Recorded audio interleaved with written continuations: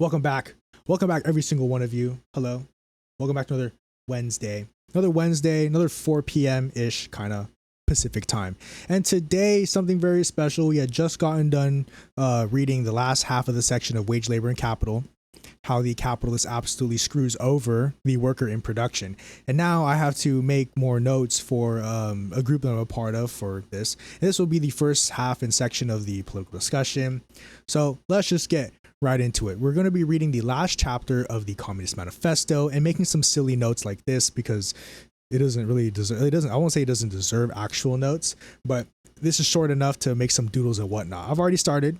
Right, he said the thing right here, and then instead of saying working men of all countries, it's the workers of the world unite, and a little more including, just not an entire rebrand, but updating the language to the modern day, right?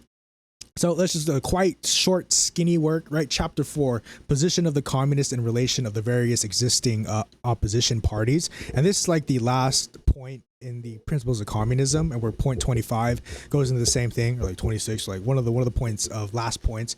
What is this communism, and how do they treat other groups? Very quickly, Section 2 has made it clear in the relations of the communists and the working class parties. Section 2 was the communists and the proletariat, such as the Chartists in England and the agrarian reformers in America. The communists fight for the attainment for the immediate aims and the enforcement of the momentary interests of the working class, but in the movement of the present. So that's a big thing right here. What's the big thing right here? He said the thing. Movement of the present, right? And it is this movement of the present that brings you in these material now conditions. We're not fighting the same fight as the communists fought in the late 1800s. We're not fighting the same fight that the communists fought in the mid 1900s, like the 20th century. We are fighting, maybe it's not communist, I don't want to throw around labels now, but the working class struggle of the 21st century is much different than the 20th and 19th centuries due to our ability, or due to our allotment of what we have in the material condition. Now, in the movement of the present, they also present or represent and take care of the future of that movement, to which now is that, that our past, because this future of that movement existed in the 20th century, right? To which then you have your USSRs, you have your Laos, you have your Vietnams, you have all of your socialist experiments. That is that future of the movement. In France, the communists allied with the social democrats against the conservative and radical bourgeoisie, reserving, however, the right to take up a critical position in regard to the phases and illusions traditionally handled down from the Great Revolution. In Switzerland, they support the radicals without losing sight of the fact that this party consists of antagonistic elements, partly of the social democratic socialists in the French sense, partly of radical bourgeois. In Poland, they support the party that insists on an agrarian revolution as the prime condition for national emancipation, the party which fomented the insurrection of Krakow of 1846. In Germany, they fight with the bourgeoisie wherever it acts in a revolutionary way against the absolute monarchy, the feudal squirearchy, and the petty bourgeoisie. But they never cease for a single instant to instill the working class the clearest possible recognition of hostile antagonisms between bourgeoisie and proletariat. In order for that, the German workers may straightaway use so many weapons against the bourgeoisie, the social and political conditions that the bourgeoisie must necessarily introduce along its supremacy, and in order that, after the fall of the reactionary classes in Germany, the fight against the bourgeoisie itself must be immediately begin, right? So we'll draw it over here, right? Classic. There's no symbol for capitalism. We're just gonna do a big building with a right here. So this is capitalism. This is big old that's capitalism building, and then or I'll show the screen in a second for the YouTube right here, and then here we go. There you go, right there, and then you have. Okay, so basically what I've drawn here is the interesting situation that happened in the 1800s when it came to Germany, right? And then other developing societies from the bourgeois. So it wasn't the symbol back then, right? But this gives you a representation of the communist, of the proletariat. Well, there exists the proletariat, but they could not seize power directly from the monarch. It was not their struggle to enact. So it was in this strategic alliance in Germany that you had the communists and the proletariat working with the bourgeois to have the bourgeois overthrow the monarchs, to which then you have right here, Germany, the fight against the bourgeois itself must begin after the fall of the monarchy, fall of the feudal classes. So in this relationship right here, you'll see the communists, right? This little relationship right here, you'll see they need to come together, take that. So then this assumes power, to which then this no longer exists, assumes power. And then now you have this struggle happening right here, right? This whole struggle. So that struggle happens right there. There you go. 1, 2. And then that is the German struggle of the 1800s. The communists turn their attention chiefly to, let me get this in frame, to Germany, because that country is on the eve of a bourgeois revolution that is bound to be carried out under more advanced conditions of European civilization and with a much more developed proletariat than that of England was in the 17th century and that France of the 18th century. And because the bourgeois revolution in Germany will be but the prelude to an immediately following proletarian revolution. In short, the communists everywhere support every revolutionary movement against the existing social and political order of things. Here we go. Okay. And that's a very modern example we can pull up right now. And all of these movements, they bring to the front as the leading question in each the property question, no matter what degree of development at the time. Finally, they labor everywhere for the union and agreement of the democratic parties of all countries. The communists disdain to conceal their views and aims. Like me, I'm a communist. Hi, I want to take your private property, not your toothbrush, but your business. They openly declare that their ends can be attained only through forcible overthrow and of all existing social conditions. Let the ruling classes tremble at the communistic revolution. The proletarians have nothing to lose but their chains. He said the thing. They have a world to win. Workers of the world unite. Woo, like this. Oh wait, like this. Bam. That's it. That was the 4th chapter of the manifesto. Very short. That was nothing. Like that was like just absolute nothing sauce. Like what you got there is what you got there. This point here, exactly right here. This point right here, we can talk about in the modern day. So I'll read the whole thing again. In short, the communists everywhere support every revolutionary movement against the existing social and political order of things. Now we're gonna bring up once more again, Mamdani. Zoran Mamdani, that guy. You know that guy? That's a democratic socialist. You got elected in New York. Woo, woo. Trying to raise the minimum wage to 30, rent freeze, all that good stuff, right? As the communists, we don't air on into the electoral politics. Stop you right there. We still support Mamdani in his efforts to not change within the system, but push everyone farther to the left, to be more open to the idea like, yeah, people should get paid more for their work and all. Cool. Maybe people should pay less for their housing because it's a right. All right. That's kind of the gist. That's kind of where we get into Mamdani, the so-called socialist, this democratic socialist, elected. We like to see those happen. We will never not celebrate a win. This is a win. Like, what would they call that? This is a win. Because the capitalist system itself and the imperial hegemonic thought that goes into this forming of this political fascism, it's breaking itself. It's breaking itself. How are you going to elect democratic socialists in the big 2-5? In the big 2-5 of which America has committed so many atrocities as this fascist government. How are you going to let this guy, this so-called democratic socialist, be elected? You can see the structures of capitalism dwindling, just absolutely crumbling, right? But this is not the solution. This is a step forward. The step forward of which will bring more people to the left to organize, actually addressing the community needs. But yes, this. We like. I'm not the leftist to say like, oh, don't. This is not a good thing for us. Like the Mamdani thing. Like this is not. This is. I'll say my whole heart. This is a win for the working class. I'll say it right here. This is a win. A win which propels us towards the struggle towards a proletarian revolution. Right. It would have been worse, and it is going to like. It would have been worse had Cuomo been elected again. That's just the face. That's just the face of it. Now there's something in this change. Something has changed. What has changed? To which we understand that development, right? It's not an entirely good, like 100%. Nothing's ever been a good change, but this is a preferred change, a change out which broadens the understanding of what needs to be done to its most minute levels, right? Mamdani being a democratic socialist, to which good win pushes people more to the left, to which then us in our space are like, you see that guy, we like that guy, we can push you a little farther along, though, right? Because you gather more people in the so electoral politics casts a wide net. A wide net doesn't necessarily capture everyone, so like it then like scoops in, kind of captures what it can, to which then it brings people farther, right, along this political spectrum of left thought, of this like maybe housing should be free for all, maybe the government should provide for their citizens and the people that live in society. I don't know. Call me some radical leftist. Call me some crazy person. But that's it. I think the government should take care of people. I don't know. But this voting in of Mamdani, good. We'll call that. And this is where the communists support every, won't call it a revolutionary movement, but we'll call it a step forward towards the revolutionary movement, right? Against existing social and political order of things. And the existing political and social political order of things is that capitalist profit incentive. Now, Mamdani is not strictly operating off of profit incentive, but he exists within the system.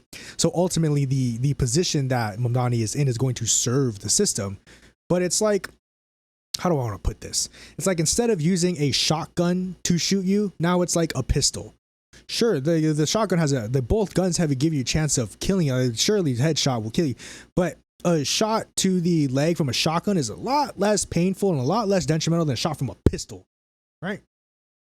That's the argument we're having. Now the argument that we want to get to is that I'll say I like the education of the armed proletariat, but then the conversation would then turn into, how about no guns in the conversation? Because then you're not harming anyone. You can have a conversation. There's no monopoly on violence in the situation. There's no demanding and telling of what I want you to do because I have the firearm, right? I have the thing that'll make you do what I want you to.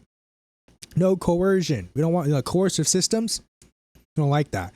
We like utilizing oppressive systems against the bourgeois. See, the oppression exists as a whole. Materially, existentially, things exist. Freedoms exist. Powers exist, oppression exists, but how do you go about utilizing that to make them that which they are? And that's the whole thing. And that's going to be my notes for the PRP for the group. That's just it. There's two things underline them. It's in the movement of the present, but in the movement of the existing and social and political things, like right now, like in the material context of the now. So we're not going to fight the same fight that communists did in the 50s. Those conditions were different. We're advocating for things now, right? And then he said the thing, and that's it. And that's chapter 4.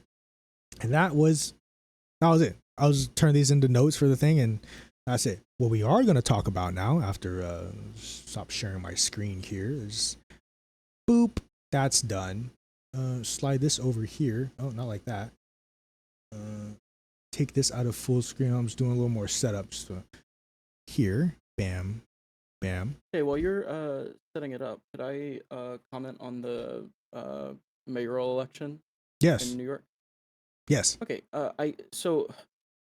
I've been seeing people, and they're not incorrect in saying that, like, oh, this guy is, an elected position within a system basically designed to perpetuate capitalism, right? There's not much he can do. This is not like a revolutionary moment. That's not untrue. But I think what a lot of people, particularly on the left, particularly those on the left who are prone to like this sort of like doomer fatalist outlook, which a lot of us are, and it's been very intentional to demoralize us through multiple vectors. The significance of this is that despite the fact that this is not necessarily, like, you can make arguments about whether or not this administration and this current moment is like America's most authoritarian moment. I think it's more America's most openly authoritarian moment. It's more like a mask off moment than the actual system fundamentally changing. It's an escalation. And despite that, and despite very like vocal support for this like open neo-fascism, like blackbacking people in the street, like outright state violence against political enemies, judges, protesters, people writing fucking op-eds, somebody who is like an out socialist running on a platform involving like state-owned groceries, free mass transportation for everyone, like pushing for universal health care, openly refusing to work with the administration if it doesn't help the people in his boroughs. Like, that is incredibly significant. That shows a degree of class consciousness amongst like working people, because it isn't like they have ranked choice voting, so it isn't like he eked out like it's like the fucking seventh round and he managed to like beat out other people until it was just him and Cuomo. Like first round, clear majority, the fucking like establishment Democrat who was leading all of the polls conceded. And like a couple weeks before that, there was like people projecting 1%. There were like the media, which absolutely frames the narrative around these topics, was talking about how, you know, at worst he's a distraction, and at best he's just like a little flash in the pan. Like they were making fun of him, they were mocking him essentially. That is hugely fucking significant. Not necessarily because of what he can do, and what he can do can genuinely help people's lives and push the needle. But because it represents a possible shift in leverage away from capitalists on the state towards workers as a collective. Um, and I think that's something that people need to recognize. Like dual power isn't useful because, oh, we're going to capture the state like the capitalists have and then we're going to legislate our way into socialism. Like that's not going to happen. Where it's significant is that once we have built momentum and camaraderie and solidarity, and a mass movement is forming, um capitalists have captured the state, they aren't the state. um it is more like a indication that, you know, we're gaining ground. So when we see socialists start to have successful electoral movements, and I know New York is like going to be, it's like, you know, it'd be like doing it in like Santa Fe or something in California. I recognize that that is a place where it's most likely to come about. But the fact that it came about at all after decades and decades and decades of brutal, systemic, and totalitarian oppression of any leftist movement, not even just communists or anarchists, but I mean, hell, even fucking like relatively progressive liberal civil rights movements, you know, within our lifetimes, within your parents' lifetimes, that's huge.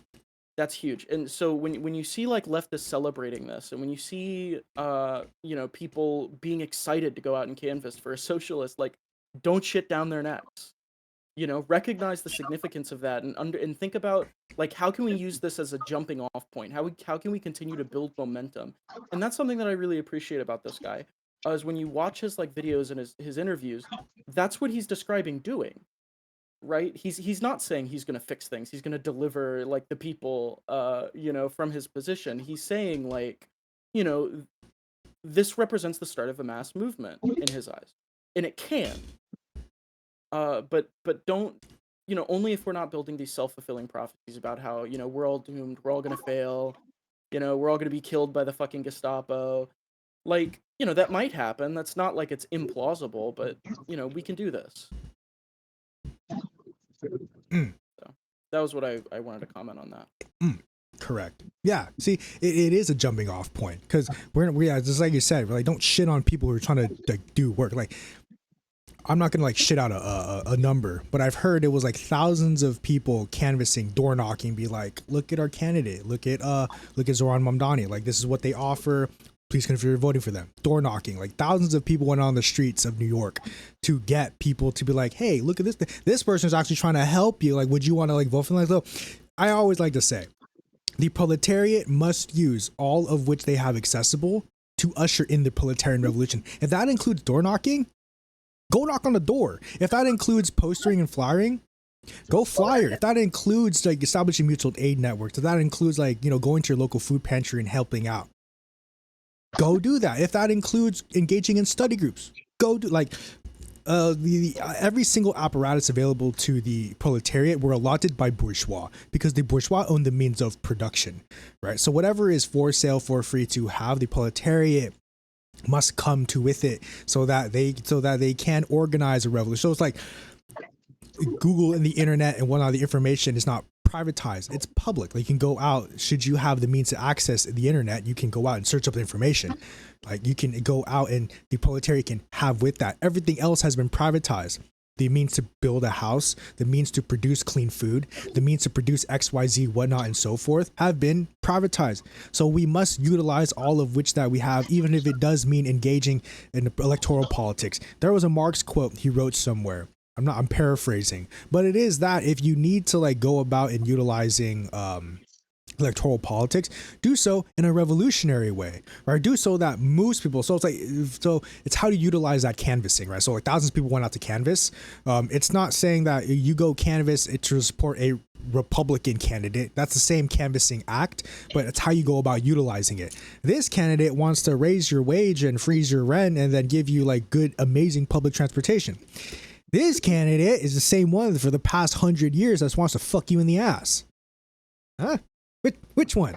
Right? So it is how you go about utilizing that form of expression, that action in a revolutionary way. If your action is to intend and therefore does put in this socialist, this democratic socialist in office to then push everyone to the left, do that, right? Because the wins that we gain from this system are going to be less than desirable, but still material, right? So it's like taking inches and baby steps is going to be a lot better than just waiting for the one time you can jump.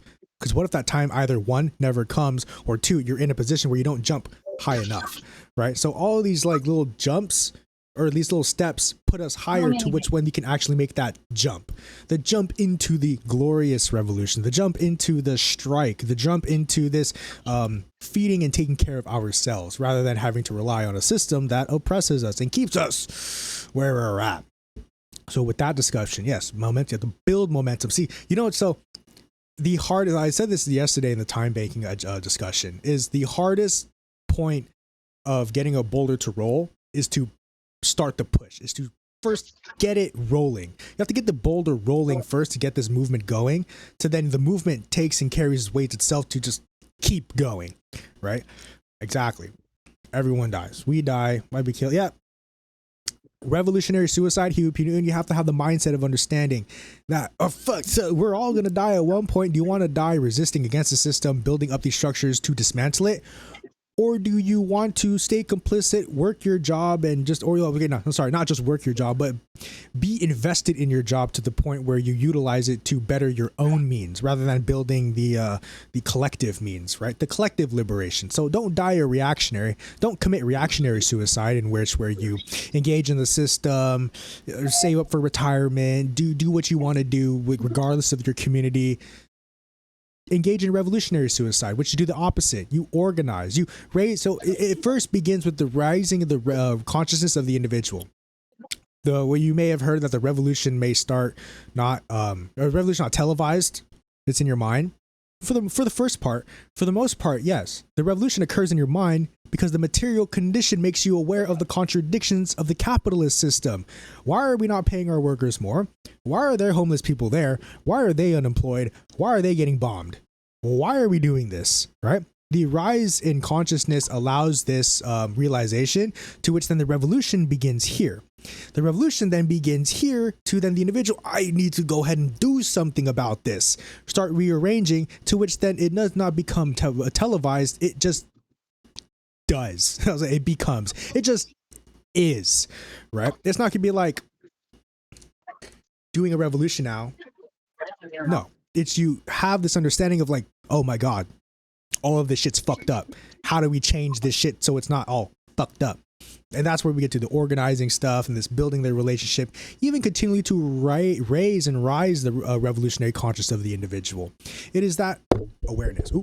It is that awareness. It is that revolutionizing of the mind, because the material condition is so reactionary, to which then you revolutionize the material condition, of which then sets the foundation of the future reactionary. Because remember, the bourgeois at one time themselves were very revolutionary. What do you mean guild relations and property and patriarchal relationships to my lord is bad?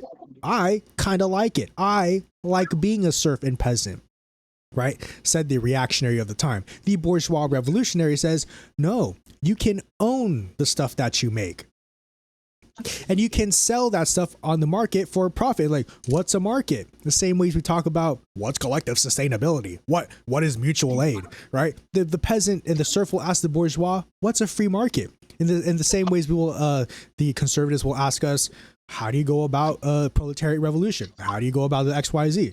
It is guiding people along a path to understanding that these conditions are material phenomena and they oppress you. They oppress you. all in all, like these conditions are not like oppression is not a feeling. Exploitation is not a feeling. You don't feel it's like you can feel exploited, but not always. You don't have to feel exploited to be exploited. In wage, labor, and capital, you explain it all right there, right? In the wages that the worker earns, in the wages and the profits and the relationships of that, how they occur in production. It's a material phenomenon. It's not just some external market forces, supply and demand that determine the wages and the prices of commodities and stuff like that. No, it's the cost of production. It's how what goes about inside of the things that make commodities, that make and determine the prices of things. Not because I say it is, not because they say it is, not because any other markets like, oh, the entire industry of oil is so big and grand and vast and such nonsense bullshit. You stay right there. I want everyone to sit right there, and I'm going to Google something, and it's going to be funny, and it's going to be ha ha hee hee. Wrong tab. No, I can do it. I can do it with this one. Let's see here. We will the Big Mac Index. Ha. Ridiculous. Okay, let me share my screen. Let me move this. No, I won't move that. I'll just share this screen. See, I'll just do this. No, I'll just do this first. Share my screen of the Big Mac Index, and then do this. Now we're all seeing the same thing. Look at this. Look at this ridiculous nonsense. The Big Mac Index. This is the same thing as natural disasters for the Waffle House. What are we doing? Why is our federal government basing disaster natural responses and what to do off of what a private enterprise does? And why is this thing a thing, the Big Mac Index? Now, informal way of measuring the purchasing power of two currencies. Why are we even, because I don't even care if it's informal, why are we even considering that to be a thing, right? Like the Waffle House Index too. I'll pull this shit up right now. The Waffle House is like the index. Yeah, another informal metric of for the United States to determine effect of a storm, or these disasters. Why are we doing this? What like to me it's silly. Why are we basing ourselves one in private enterprise, and private enterprise of which two have a profit motive? Waffle House stays open for a profit, right? Waffle House will get away with anything like they can stay open for a profit. Why are we basing our public safety off of what a private enterprise says about how they must stay open? I am just crazy. I'm learning sign language, and I can't believe I'm learning this. That's the sign for learning. See how that works? Learning. I can't believe I'm fucking learning this shit. This is ridiculous. Anyways, besides the fact that point, bourgeois economics, boo. Zoran Mamdani, yay. Capitalist, big old boo. Worker solidarity, power unite. Okay, I did want to get into a second topic for this second half of the session, and it was I didn't have it written down, but it was the relation between labor and labor power, and understanding the differences between the two and what make each other. Right, and where does one come? How does it proceed when? In the beginning of Wage, Labor, and Capital, you define what labor power is, but I think that's like a mechanical definition. That's like, you can read it and you'll understand it. A live example might help you a little better. We start with labor. Labor, first and foremost, exists. This is a form of labor. I have labored this AirPod or this earbuds case into my hand. Do it again. That's labor. That's a form of labor. That's just me doing stuff, okay? Now, a form of labor will be like me making this flag, right? Oh, this right here. This flag right there. You see that little GSUS logo right there? Yeah. So that was me and my labor. Me and myself and I, labor, we did that. And so that would be considered labor. And it's not labor power because I did not sell any of my labor to make that flag. Yours truly did all of that. So that was just my labor, right? Labor power now is a commodity because it can be bought and sold, right? And this labor power then produces, right? All is fine and dandy and whatnot until you enter the machine, right? Exploitation exists inherently with this buying of labor power as a commodity, first and foremost. It only then ever heightens because you have machines, because you have the ability to produce an excess and even more on top of the labor presented, right? So you have the worker in front of a plate stamping machine, the plate stamper, to which then they churn out stamped plates like license plates or whatnot. They go whoosh, boom. The one action of the labor, so the labor does this with the lever, boom, takes out the plate, puts in the new plate, boom, takes out, and all of the work, right, then done by the machine, right, who then stamps the plate and makes it whatever the bourgeois, the owner wants it as, or as the customer, whoever wants it, however that item then gets to be sold, boom, they make it, right, versus the one individual doing it by hand with hand stamps and hammers, bam, bam, bam, right, now a whole plate stamping machine does it, boop, right? So it is in the increase of productivity that the worker has increases his exploitation because his wages do not rise. The cost of goods may lower, but then so do his wages, right? Because if it costs lower to produce stuff, why is the capitalist going to pay this silly guy $10 to make stuff? Right? No, see, your labor is not worth that much. I can use it's such a simple process. Anyone else can do that process. So I'm going to hire someone who can do it for cheaper. And then I still sell them at the same price, if not even a little bit more because of profits for me. I see a question in here. Ask yourself anything that lives around you. Yes. Is everything? Oh, we read that. Okay, right here. I'm going to apply it for here.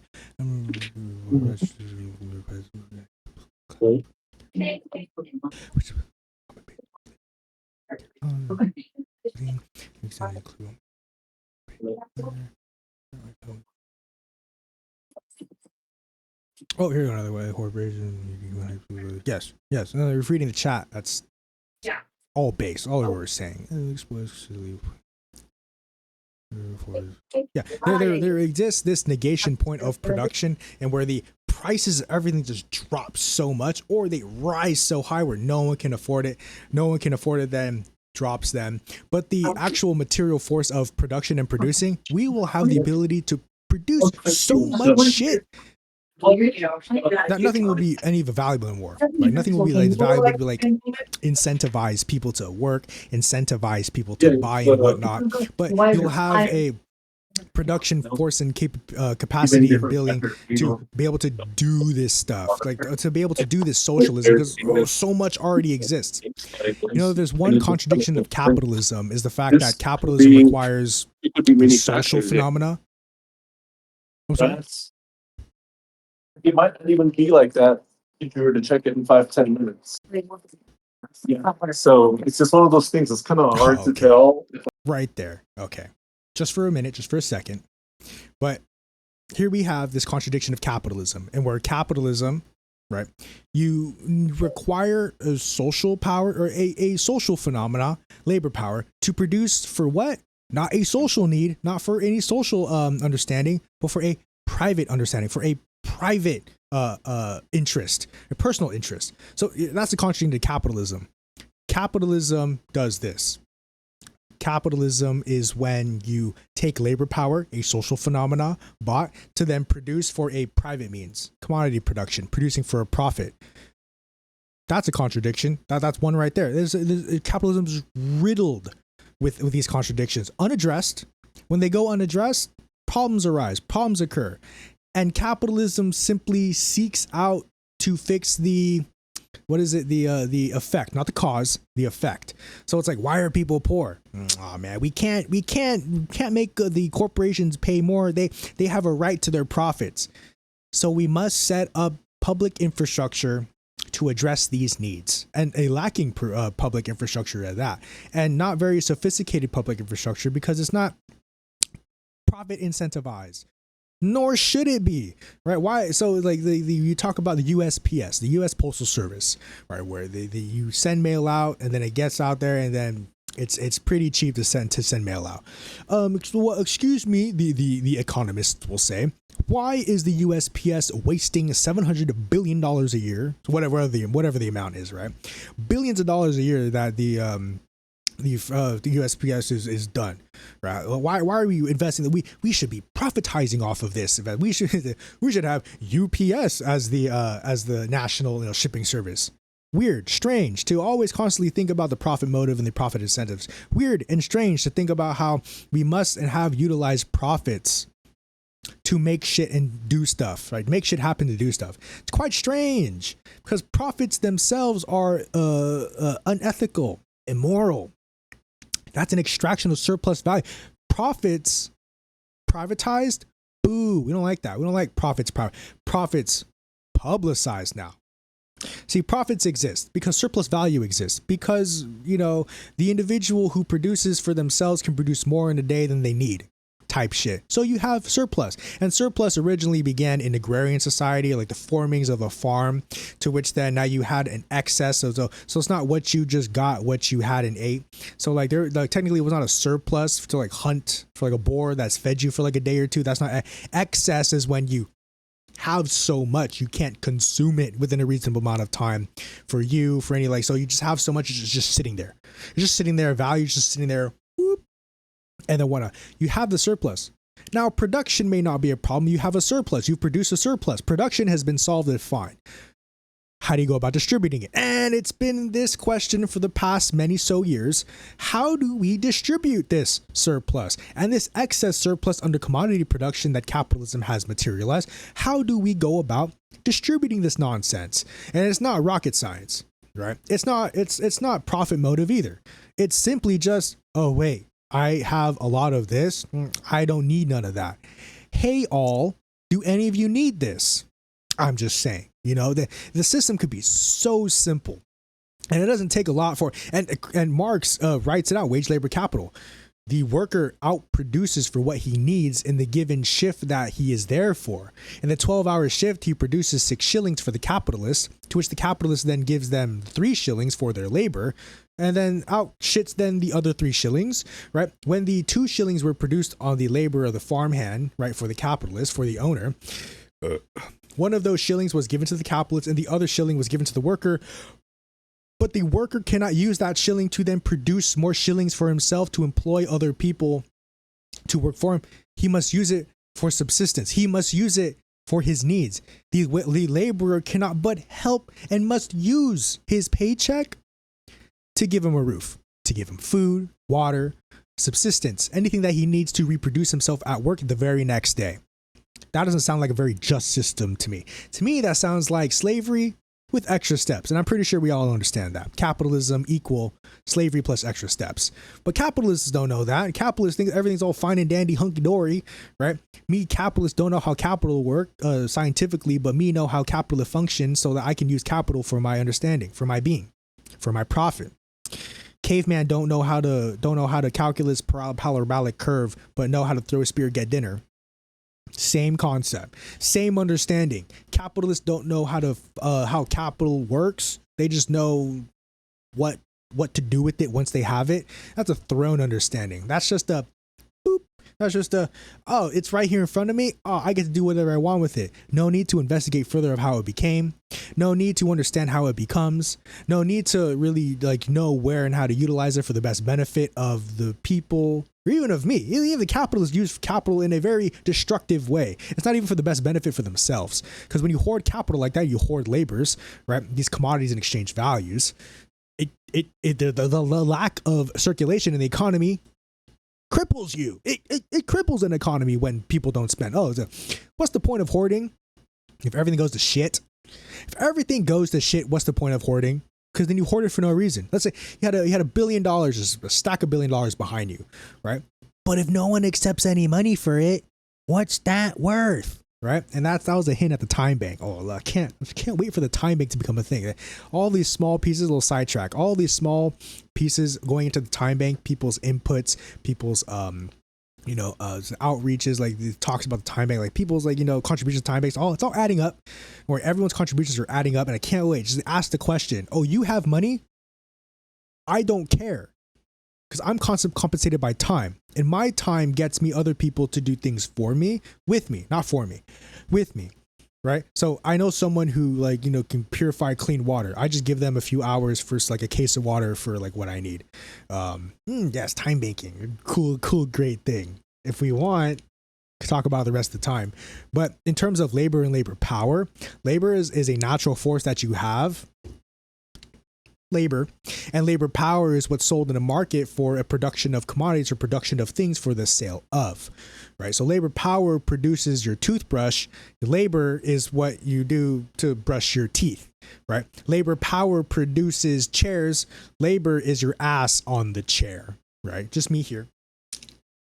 Labor power is used to is bought to then create the laptop or the mouse, right? That is being used.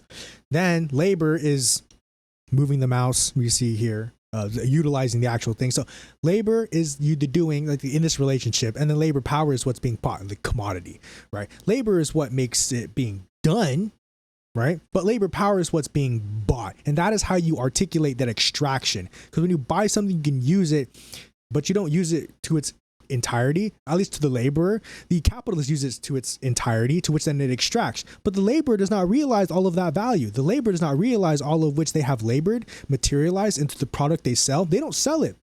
I'll bring it up again.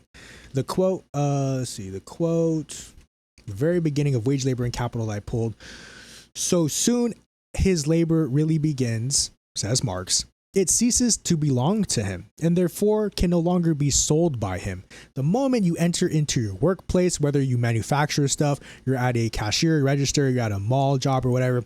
So soon as you enter and clock in, boop, all of your time and all of your labors are no longer yours. You have given up those freedoms for a wage. You have given it up for a wage at which just a portion of your value and a portion of your labor, to which then you are given a little bit to do what you can do. I would say need to do. You can't get what you need off of a shit paycheck and a shit wage, but you'll do what you can, right? So like, let's say you're given the bare minimum subsistence. You're given $2,000 a month for your wage, $1,000 in rent. You live in like some shack, or you live under some good terms or whatever. But then you still have to pay for it. And in a car dependent society, a car, bus fares if you don't drive, food that's hella expensive, the bills are hella expensive. You say you don't need a phone? Yeah, you do. In a phone dependent society as well. It's like one of the things that's like, oh, here's the thing that pisses me off too. I'm gonna go on a little tangent right here. Why the fuck do you need private insurance when the state requires you to register your car? This is supposedly quote unquote a public institution, the state, right, where you register your vehicle, but you need a private enterprise insurance company to insure you. You need those two requirements. Like, it feels kind of like clashing, where it's like these people have a particular interest. I may not get accepted for insurance, right? But the state requires me of me to have it so I can register my car. Huh? Excuse me? To have a to have a phone is essential. Calls, text, communications. You can definitely. I'm not saying you can't function without a phone in society. You can function without a phone in society, but this makes it a whole lot easier. Same way with a car, right? Same with public transportation. Same way. How do you expect people to do things if they don't have things, right? I wonder if they I wonder what would happen if they could pay this. Oh, you bring up a great point. Like, why is it not same? Oh my God, you bring up a great same thing. Why are we required to take driving lessons, like, under the age of 18, from a private enterprise to engage in a public enterprise, the state? Oh, I want to get my license. Okay, that's public identification. But before you can get that, my boy, you have to go do a driving classes. Oh, sorry, we don't do it. That's privatized. Huh? Excuse me? You mean my taxpayer dollars don't pay for that? I want a car. I want to drive. I have to go through these many different institutions, both public and private, to get such. Why so many hoops? Why so many things? And then going to a private is like a barrier of entry. If you can't get any of the private enterprises to like insure you or to have upon you, you're fucked. That's it. You can't move forward in life, right? In that aspect, you can't register a car because you've been barred by private enterprise to do as such, right? Because the state requires you of it. The state requires you to have insurance to have your car. The state requires you to have insurance, health insurance, or you get taxed for it, or you get like some sort of penalty for it when you do your taxes. And they'll ask you straight up, were you insured for the fiscal for the year? No, for how many months? More than 6 months? I don't know how. Like for California, it'd be different. For other places, maybe different. Like for X amount of months, you don't have insurance. Well, that's a hit. That's a penalty. You have to pay us, the public enterprise, for you not having insurance. Sorry, that makes no sense to me. I was like, what? Like to me, like, call me ignorant. Call me like to me, it makes no sense. Why would you like the relationships between private and public enterprise? The state and then your businesses, like the state working with and is the state working with the businesses against the people? Ridiculous. Anyways, labor power. Labor's doing stuff. Labor power is the bought commodity to produce things in production, right? So the laborer sells himself for the hours of the day, days of the week, right? And where the days of the week turn into the weeks of the months of the year, the years of the decade, right? In a portion, not the total, not the entire. What may feel like the total entire, right, is only a portion of what you are, but it invests entirely and takes out of you total. So your hard day of labor of job at work, at the place that you produce your paycheck, that work, meaningless because it doesn't produce for you, to which then you exhaust yourself, sweat, but have nothing to show when you get to work or when you get home. Nothing. Life does not continue. Life does not move on. You have to rest. You have to take care of yourself. You have to recuperate and recover and then produce yourself at work again. Ain't that some fucked up shit? Ain't that just like the worst way to go about living life? It's you working, right? Okay, you're working.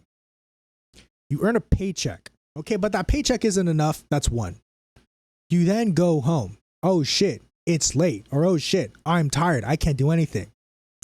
I gotta rest. You wake up, do the same shit over again. Ain't that fucked up? That's some fucked up shit right there.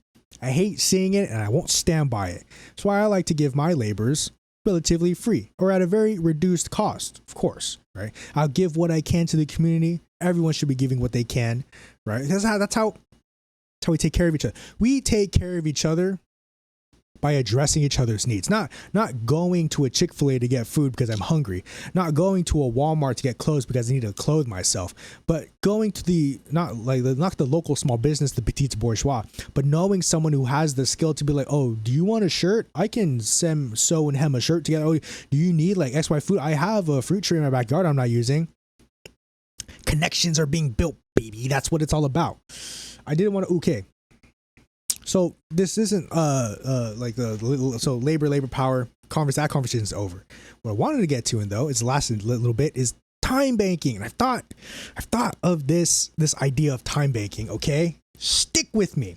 So in the local time bank that I'm at, I'm helping coordinate communications, helping coordinate the formulations of the time bank, like the structure of it, because we're undergoing different changes.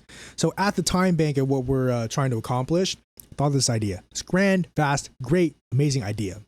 Stay with me.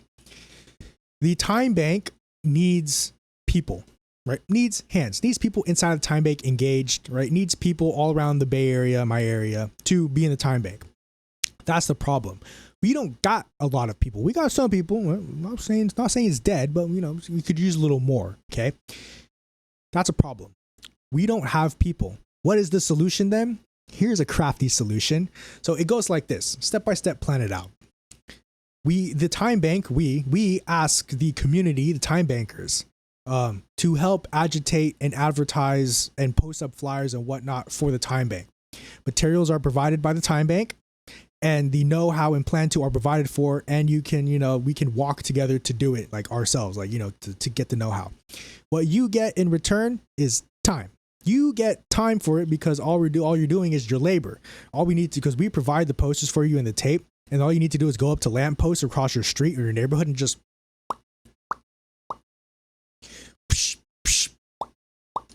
right? All you need to do is just post up the flyers. And that would be one of the activities in the time bank so that you can earn time, right, from the time. So the time bank will ask, we need people to agitate in their communities. We need people to get, flyers posted up to let people know about the time bank. You will be compensated an hour or two, depending how long you do this. We will provide the materials. All we need to do is just go ahead and do it. Right. That is like one of the projects in the time bank that we're like thinking of doing. I think I'm going to do it. Ask the people, be like, hey, no stickers for this. The time bank doesn't even have stickers for it. Like, we don't have any stickers. Time bank knows because there's no media for this. So a little history on the Bay Area Community Exchange Time Bank is that it's old. Okay, it's old, and I like to use the word jut. There's no jut. There's no expression. There's no, I don't want to say push. I'll use the word push. There's no push to innovate, do stuff, right? So me, the young spry, the young 24-year-old, hello, going to make some big time money moves with the time bank to try to do something a little different. So it's like a little one of the, not a marketing scheme, but to help people gain time and to raise awareness of the time bank, right? So I do the same stuff with other organizations. We go around a town and then post up flyers, do whatnot, have whatever, and then we agitation propaganda, agitprop, the groundwork guide. So agitation propaganda, right? Posting up flyers or whatnot, depending on the cause, depending on the movement, but you do it for time banking. And then you compensate those people for doing that with time, to which those individuals earn hours, to which those hours can then be used in the time bank, to which those skills provided in the time bank come from that agitation, explosions of mind. Oh my God, this is an amazing idea. But this does not also go towards just time banking. If you wanted to agitate for whatever community event, movement, or whatever in your community, do the same thing. Go on Canva or like make a little poster or link me, hit me up. We can work on it together. All you need to do, tape and then print out the printed material, the finished material, and slap that bitch on a lamppost on down your street. Slap that bitch at the local library. Bus stops are very popular. I don't know, but bus stop, we actually got a few people at bus stops like send us pictures, but I found you your people on like a poster on a bus stop. That's what we like to hear. So different places, libraries, bus stops, lampposts cross street, community centers, food banks, whatnot, libraries, right? Many areas to put posters to where people walk, right? And then they get to see it. And then that's all it is. And that's all she wrote. We are at that time, fortunately. Don't want to end it too soon. But we are at that time. It's about 5 o'clock my time, PST. 8 p.m. other people time, EST. So we'll be ending it here. If you have any questions, type them out. If you need to leave, go. No, we're not holding anyone. But this has been yet just another week, political education discussion, a little more of a fast session today. Yes. Have a good day. That's correct. So that leaves it with me. I'll hang on for a couple minutes. Couple minutes depending on the questions, discussion, whatnot. Come off mute right now if you want to talk, but that's it out of me. I'll take some drinks, some swigs, but if you need to leave, go ahead. We're all here. We're all having a nice fun time. And that's been me, political education, every Wednesday, 4 p.m. start, PST, right here on the Discord. Shoot that question. So I want to come in briefly while we throw the question out, while other people take an opportunity to throw questions out, and just say again how much I appreciated today's session and your hosting it, and just everyone's cooperation to make this the delicate but just deeply meaningful and thoughtful discussion that it is. Right on. Love to hear it. I'll be staying for that question, so keep typing, but we're here. Yep. What is it? Oh, it's 5 o'clock on the dot. If you need to go, yeah, if you really want to hang out, hang out. How can record these sessions upload to other chapters? We upload them to the YouTube. Can I pull it up real quick? Am I that cool? Am I that fast? Can I pull it up real quick? There's that. There's the channel. Boom. Hold on. Let me just, that's right. And then I Control C, I move my mouse over here, and then bam. Oh, yeah. That wasn't fast. It was quite fast, but I want to toot my own horn. But yes, that's where we upload these every Friday. Don't look at the past couple weeks, but it's every Friday, right? If it's not on a Friday, it'll definitely be on a Saturday. But that is it. If that was the question, YouTube right there. Subscribe. We're almost at 1.9 1K. I don't know. We passed the 1K a while ago. I was supposed to do a little celebration, but we'll try it again at a different milestone. Maybe 2,000 subscribers. Awesome. Cool. Thank you so much for your support. We'll be here. You will be seeing my face and my voice, but I am not the face and voice of the strike. Putting it right here. Not the face and voice of the strike. And there is no voice. Because why?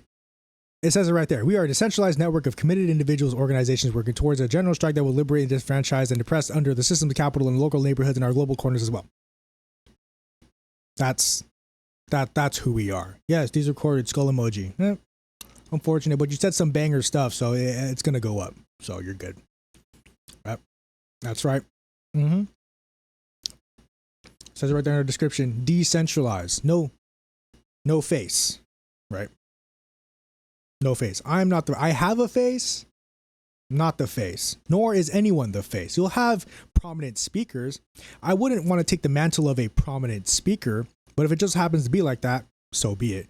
But there's no face guiding point to target, to dismantle the movement. The whole movement moves like a blob. Ushering in towards the direction of a strike. And then the strike happens. You chop off one of the sections of the blob, and then the blob just goes this way, and now it's off that way. But then the big blob ushers in this way still. You keep cutting and chopping up the blob. It should be tinier, tinier blobs. Just keep going. If we're good, we're good. Oh, that's a good question. We might have to extend the session just a little bit longer to answer that lovely question. What is a time bank and how does that work? I'll put it simple. A time bank is an informal economy in which the community comes together to exchange goods and services on the basis of time, not money. That's why I call it a time bank. So, and how does it work? So in utilizing a time bank, you of course use this time instead of money because everyone has time, not everyone has money, right? For the services that you need. Quick example. In a traditional economy, in the regular economy where you use money, I need my toilet fixed. I don't know who clogged it. I can't get it unclogged, and I won't say who clogged it, okay? It just won't. It's just not flushing anymore. It's not working. I need to call a plumber. For that plumber to fix my toilet, it will cost them $500. I don't know why. I just know that's the price that they gave me. I don't have $500. Shit, I don't have a toilet. That same plumber with his personal car needs an alternator change. That also costs $500. Just for the sake of equality in dollar in service, right? Both services will take 2 hours. Such a perfect scenario. But I don't have $500. That person doesn't have $500. We're living paycheck to paycheck. None of our shit can get done. Fuck, I don't have money. I can't do that, right? That's traditional economy. In a time bank, now, in a time bank, you don't exchange barter or anything like that. You exchange each other's time, right? So in the 2 hours that it takes me to put the alternator in his car, he can spend his 2 hours with the tools because we're blue collar people. We have the tools on hand. The plumber fixes the toilet. I fix the car. We have each other's needs met. All is fine and dandying. Great. That's amazing. Yes. That's the time bank. Time banking is when you utilize each other's times, acknowledge each other's skills, and acknowledge each other's as people to get the stuff that you need done. Rather than having to go through this, oh, do you have enough money? Nope, sorry, we can't conduct this exchange or transaction. You don't have enough money. I want money. Right? To which money then utilizes or can be bought for other things in the economy, in the market. Why not time? Time's the same way. For that 2 hours, the plumber has earned, right? Or however many time the you have in your bank and your wallet, time wallet, you can use that time for other things. So let's say my toilet's fixed now, cool, but something else that I need.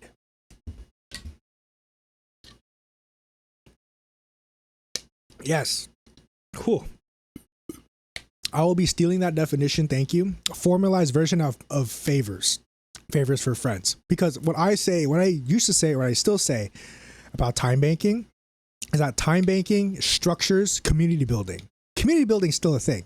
But how do you go from approaching your neighbor to asking for what they need? Some people aren't that outward. Like some people aren't out there.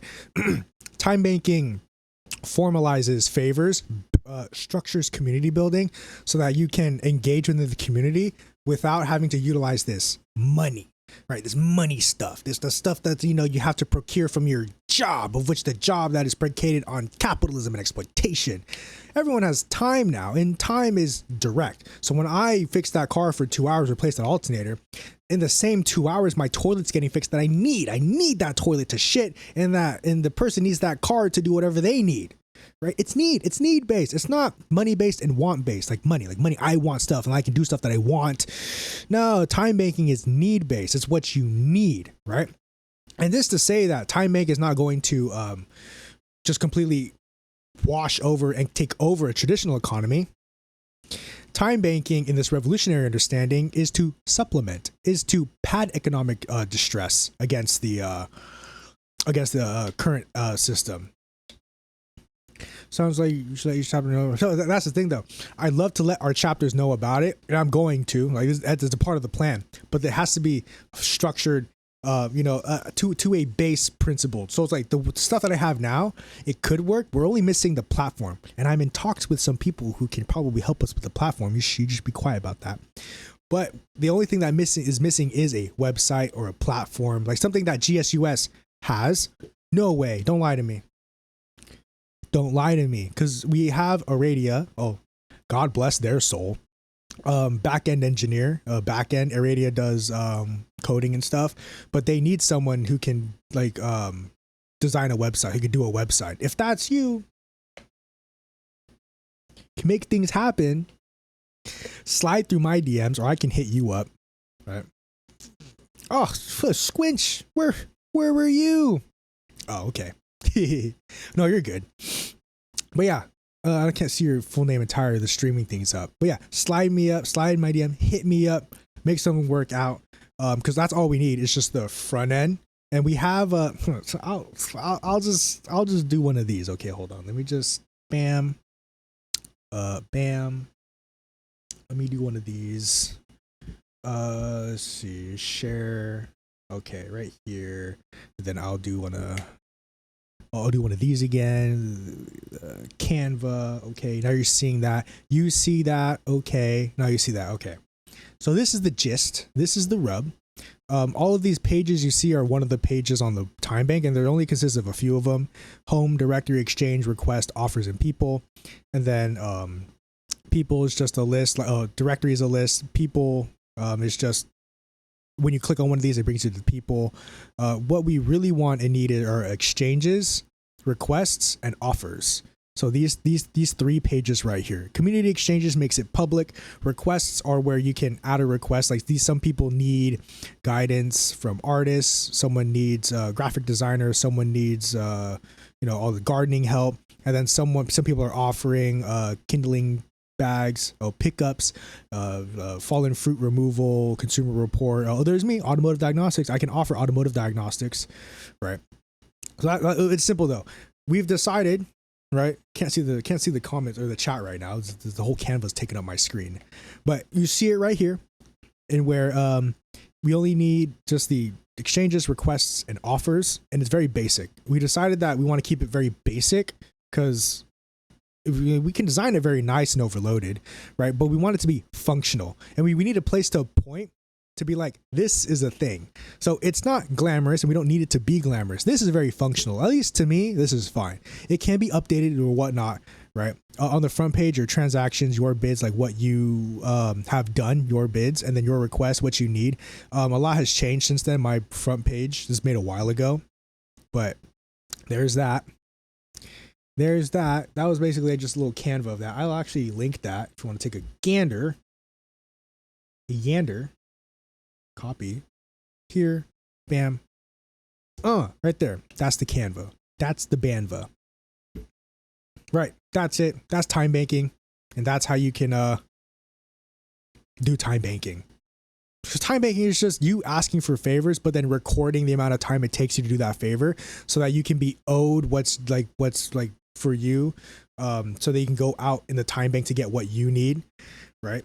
It's just structured community building. If you could do it without the time bank, then you're just community building. You're just sharing resources at that point. You're doing the thing that people say you need to do when you do community building. That's that thing. Time banking adds structure, to which structure is very important to building dual power. So not only in building, having structure for community building, but it also builds dual power, because then we can attain needs through each other. Isn't that the great thing?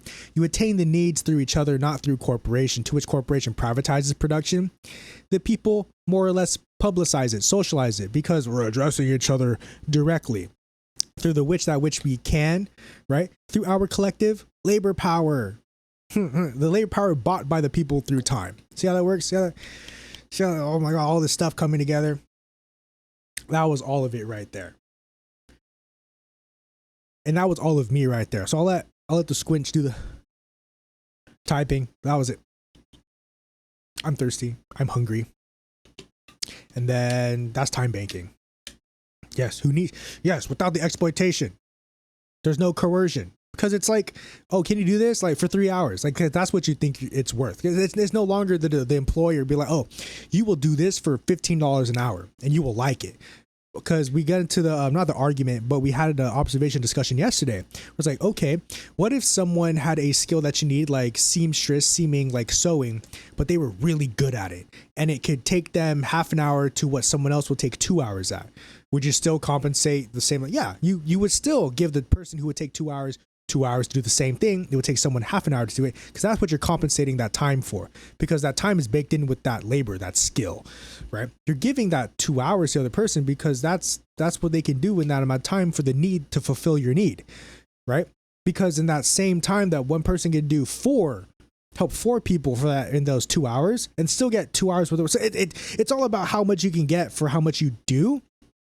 I don't know. It's like some people, it's a very, very grand concept to grasp, where it's like, wait, why would they get less?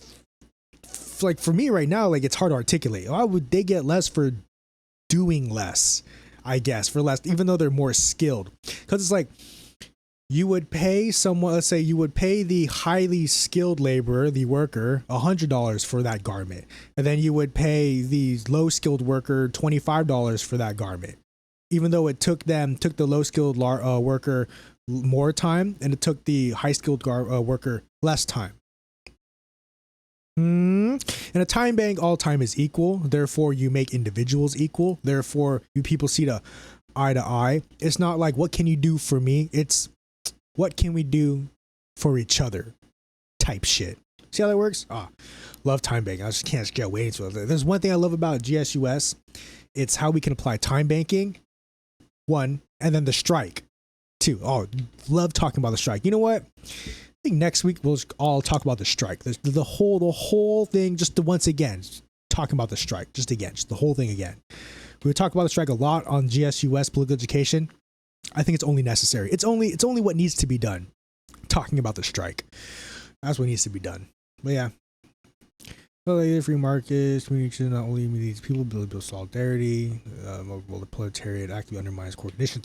Yes, capitalist autocracy, virtue. Yes, meaning about buying. Yes, yeah. Because it's like, I tell people, like I tell some people, and then it's like, no, I tell people, hey, you can get that without buying it. Did you know that? Like, people can do that for you without having to pay someone money to get it.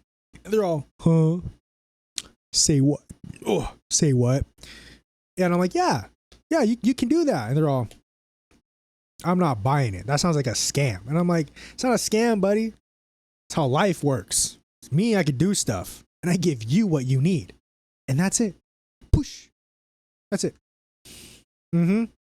It's incredibly hard to convince people else. I've had numerous conversations about not even just time banking, about organizing tennis unions. Be like, hey, do you know that, you pay your landlord and landlord doesn't live there? Like, but no, it's their property and their investment. They're entitled to it because landlords have rights. And I'm like, but the landlord's right is to extract money from you. It's like, yeah, it's because they have the property and they own it. It's like, you understand the sympathy or the understanding of their rights? If only through the lens of that, you can become that yourself. Would you want to become a landlord yourself? I don't know. Me personally, the person I was talking to in that conversation asked me, oh, so, but if you had property, like, would you not want to rent it out? And I was like, if I had a property, I'd be living there. If I had a property, I wouldn't be renting it out. I would be living there. And he was like, he was aghast, and he was like, but you would, let's say you had 2 properties, right? To make the scenario clear. I was like, oh, okay. Yeah, no, I still wouldn't rent it out. Like I would make, like they would pay the bills and utilities because that's what they're using. But essentially they would be the homeowner because I don't live there. My whole point was I don't live there. Why would I charge someone to live there if I don't live there? If it's mine, it's theirs because I don't live there. If they're making use of the space, it's theirs, not mine. If it's mine legally, but they're using it, it's theirs. It's not mine. Picking up what I'm throwing down, he wasn't getting it. He wasn't having it. He was like, no, the landlords have rights. Landlords have, these protections. They have like the freedoms and rights. They worked hard for their money to buy the property so they can do whatever they want with that property. I'm like, that's the problem though. It's they have the property and they're utilizing it in the ways they want.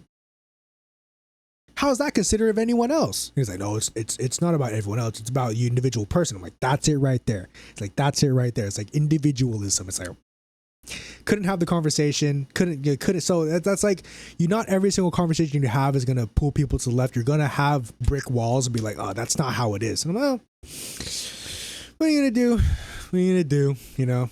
Oh, well, there you go. Yes.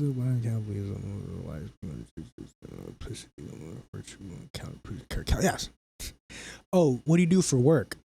Oh, you volunteer? You're not working. Excuse me. The person's laboring to help other people. I would call that work. Oh, but you don't work for money. Even better. Why would I want to work for money? Right? Working for money for yourself? Boo. Working for money for other people? Even more boo.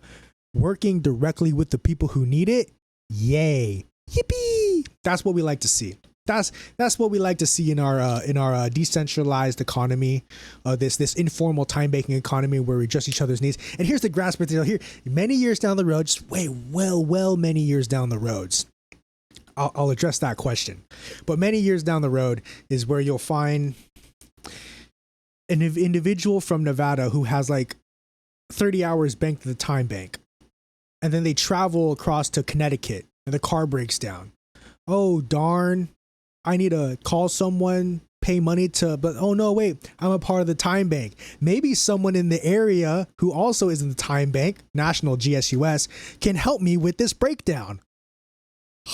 That's kind of where I wanted like the time bank to go, to grow, to be in such connectivity to where people traveling or people in their own areas can just get what they need from other people through this network. Right. Hello. Difference between Marxist-Leninism and Stalin. So like socialist, anarchist, ANCAP, ANCOM. I'll go over the differences between ML and Stalinism. Marxism, being a Marxist, is to apply dialectical materialism to yourself and is the outlook of the world that we share. So Marxist, so we derive Marxist based off how Marx understood the world through this material and historical phenomena dialectically dissected so that we can understand the material condition. That's all Marxism is. Marxism isn't communism. Marxism is what you get when you apply dialectical materialism to capitalism, which then derives a communism, and that's what communism is. So Marxism, not communism. Marxism is the outlook, is how you look at it, right? Marxist-Leninism, Marxist-Leninist, is applying dialectical materialism to class struggle, right? So Marxist tells you what class struggle is. It is the ushering and emergence of this thing, class struggle. Marxist-Leninism is an application of class struggle to the proletariat, to which then ushers you in proletariat revolution and the method of which you must conduct. Yeah, they build on top of each other. So that's where you get the dashes. So Marxism is the application of dialectical materialism onto the class struggle. Marxist-Leninism is the class struggle of the 20th century, to which then it is not rigid in a strictly Russian USSR form, but evolves in the material condition. So Marxist-Leninism says if you want to conduct revolution in Germany, you must understand the material condition around you to conduct gathering the people, organizing the people in your condition to usher in the revolution antithetical to the existing mode of production. That's Marxist-Leninism. It's not a purely USSR phenomena. Marxist-Leninism is the application of dialectical materialism to the class struggle in your condition. We practice ML when we organize the GSUS, when we organize general strike, because we're analyzing the material condition. We're understanding the steps needed to take revolution in our American condition so that we can usher in a proletariat revolution in America. That's Marxist-Leninism applies to here. And when you get to Stalinism, right? Some leftists will say it's fake. Some leftists say, like, they'll claim like, I fall into the camp of Stalinism is something you can take upon because it's funny. Because Stalinism is just Marxist-Leninism applied to the second half of the USSR's rule, right? So Stalinism is just an extension itself of Marxist-Leninism. This not so much into the like, again, not the specifically Russian context, but Stalinism is what most people will say is like the type of way that Marxist-Leninism is applied in the 50s or the 40s and 50s, right, in that era. So Stalinism is a particular application of ML, Stalinism. Marxist-Leninism is a particular application of Marxism. And Marxism is just the application of dialectical materialism. Well, as you we'll go to anarchists as well. Now, there exists principled anarchists, and the principled anarchist position beyond the Marxist or beyond this communist notion is the rejection of the use of the apparatus state and rejecting, not acknowledging the state, but knowing the state is there, but not having to do anything with it. Like the critiquing hierarchy, critiquing power is the anarchist's wheelhouse, to which the Marxist-Leninist assumes this power for the ready of the revolution. The anarchist critiques this use of power, not so needing it because we can do it all together non-violently. I respect the anarchists, right? I like this. Me as a Marxist-Leninist, I like the anarchists. Anarchists are great. Principled anarchists, right? I could tell and spot a mile away an unprincipled anarchist because they'll scream out violence, Molotov cocktails, and violence, break down the system, no rules, fuck you. That's not anarchy. I'll defend anarchy because I know what it is to be by people who don't know what it is at all, right? So the anarchist, of course, opposes like this no rules idea. It's no rulers understanding of the world, where it's like you have no one's above one another. GSUS, I would say, not the epitome of, but greatly describes this horizontal organization. I want to say it's an anarchist wet dream, but it is, aligning with anarchy more so than Marxist-Leninism, because Marxist-Leninism does this, and then anarchy does this. You need both, right? So the combining of the 21st century, the anarchists and the Marxist-Leninists must come together on the left to conduct this revolution, however you want to paint it. But there, you must utilize both aspects, which is why I'm here as well. Now you'll see me here for the past good so for a year, and then doing this for the good so for 6-7 months. Is that I've been here in this more leaning anarchist model, also organized with another party, right? The hammer and sickle don't just I'm not wearing it just for shits and giggles. I'm wearing it for a reason. Trotskyism. Now, I haven't read too much of Trotsky, but what I understand is that Trotsky is a revisionist and takes out the revolutionary aspect of Marx and doesn't dumb it down, right? There's nothing dumb about Trotsky. Trotsky has some good takes of what I've heard, right? But Trotskyism is when you revise Marx's revolutionary understanding of how to conduct class struggle. So like you see class struggle, Trotskyism's like, okay, this is how we treat class struggle. And it's not revolutionary, right? Trotskyism, I'm not going to go way into it. That's what I will say, though. It's revisionism because it revises Karl Marx's revolutionary aptitude to conducting class struggle, like to go maneuvering class struggle. So Trotskyism is just revisionism. We revise it, and it's not revolutionary. It's not. So it's like in Trotskyism, there's no vanguard. It's basically what an anarchist would conduct, like Trotskyism. But I would say the anarchist does it better. Trotskyism, I'll do you one. I'll read more into Trotsky and then give you a better answer. And if it takes you years, my friend and comrade, it would be my great pleasure to hear your thoughts at any time in the future. If I may, I'll also briefly respond based on the very little I know and am unable to analyze as well as you. So I grew up in a half Trotskyist home, kind of, and the take that I understood from the political struggle of my grandparents, in fact, was definitely a revolutionary one, and one of, but the critique I won't say is unfair based on things that I know that it, and I think it's a common one, and I guess I can only offer that um the Trotskyist position aligns perfectly with all the things that you say, as I have experienced it, particularly to the point of the necessity of building as rapidly as class consciousness can be achieved toward revolutionary action that furthers directly the creation of all good faith efforts to create the workers' state that, starting from Engels, we begin to think about. And I personally believe, from what little I know, often through historical fiction I have read, no shit, that's how dumb I am. I have the idea that Trotsky, perhaps romanticized by literary friends of his, uh, uh begins from a more charitable perspective, a process where the socialist movement that formed and then was betrayed by the industrialist superclass under pressure from, in particular, the British aristocracy's success through the Lord of Commons, and just really in walking all over freaking Europe's hopes and solidarity, um, with what has become typical reactionary politics, to the point where we've had to far exceed it to keep the media cycle in the 24-hour terms.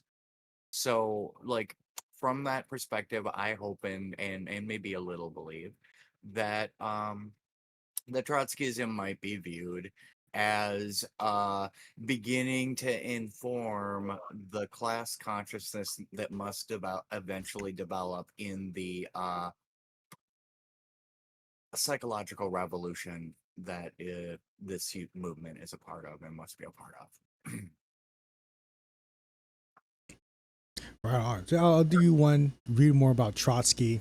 See, because as some of the people I talk to, it's like you don't just dismiss Trotsky. That Trotsky offers stuff, but it's not like, as we say, it's not just something to ride on, like something to jump off of, like not something to align on, but something to regard.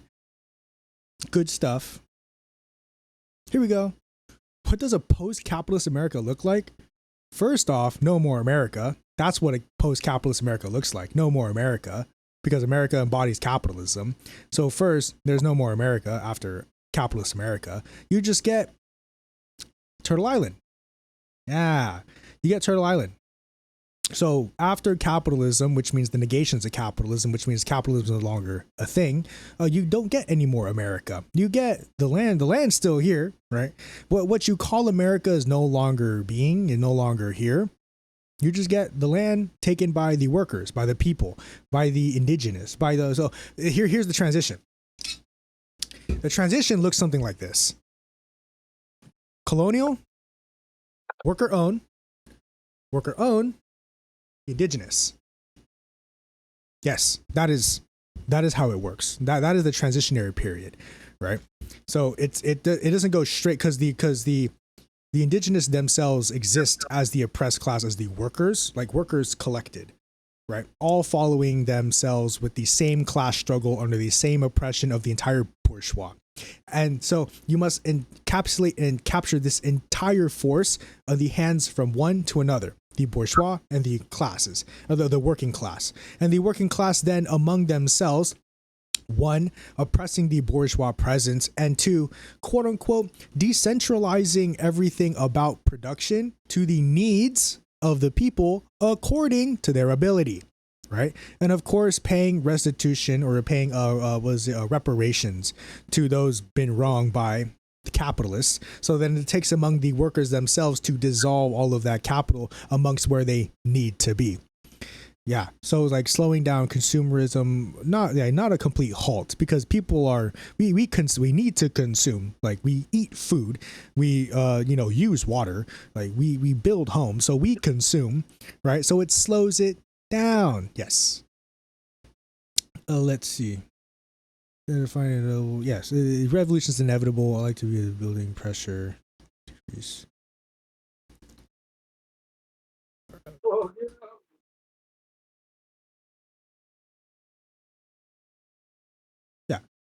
like this. I like to do visuals like this. Workers take the state. Bourgeois power does this. Whoosh, right? See, anarchism has its so understanding the laws of dialectics, negations of the negation, and just taking the single negation. The single negation of anarchism is the existence of the state. Because the state exists, so does the anarchist. What happens when the state goes away? No more anarchists. Same ways in the relations of production, right? So this goes beyond the relations of production. Now it's relations of apparatus of power, right? Makes the negations of the anarchists. The negations of the proletariat is the relations of production in the existence of bourgeois. Because when you have the dictatorship of the proletariat, you still have the proletariat. That means there still exists bourgeois. Right, the bourgeois and the proletariat are contingent on each other's existences. So, in order for there to be no more bourgeois, there must also no more be any proletariat. Same ways that the anarchist must exist with the state. Once the state goes away, so does the anarchist. The Black Panthers exist because of the oppressive white capitalist colonial imperialist state, America, the capitalist system. If that goes away, so does the Black Panther Party. Once the same ways and the same capacities that the general strike will go away when there's nothing to strike against. We have no purpose to strike. The strike is then dissolved. There's no more to strike. No more strike. Because the thing we're striking against has gone away. That's the negation of the negation. That is the negations of the strike and every other thing. Yeah, this is scientific socialism right here. How do we govern on a country scale for global if it reaches that point? So we build up those structures as we go to, as we usher in, we build up those structures. So we address the needs of the immediate as we get to them. But of course, we can plan it, and that's the whole point of socialism, is being scientific, planning ahead. So the governance of these like on a country scale, technically it would already have been governed at that point. So the thing about understanding the bourgeois revolutions of the 16th, 17th, 18th centuries is that these revolutions, right? Oh, sorry. This is 17th, 18th centuries. These revolutions occurred basically at the pinnacle point of when most of the adopted thought and most of the adopted understanding and relations of production pretty much solidified, right? Pretty much already existed. You already had shop owners and whatnot doing their stuff under the king and whatnot, their rule, right? It just so happens like the formalities of taking over the state, the formalities in their violent revolution of taking over the state, to which then solidified their position as bourgeois, as first class of society, to which the owners of society or the owning class of society becomes the politically dominant power. So when we talk about governance on the country scale or a global point, right, and it comes to socialism, and it comes to development of a communal mode of production, most of our accordances would already be established, right, in its primitive form. Because in its primitive form, forming from feudal conditions when the bourgeois revolutions occurred, they didn't have big corporations, large structures, and whatnot. But we have ourselves the same problem.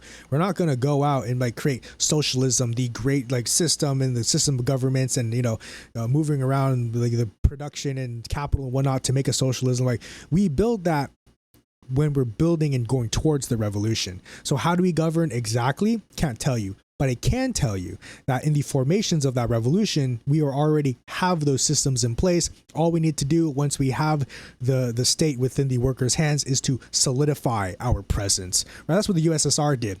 The USSR organized and formulated these structures to which they seized the state, solidified their presence, right? Because their presence was already there.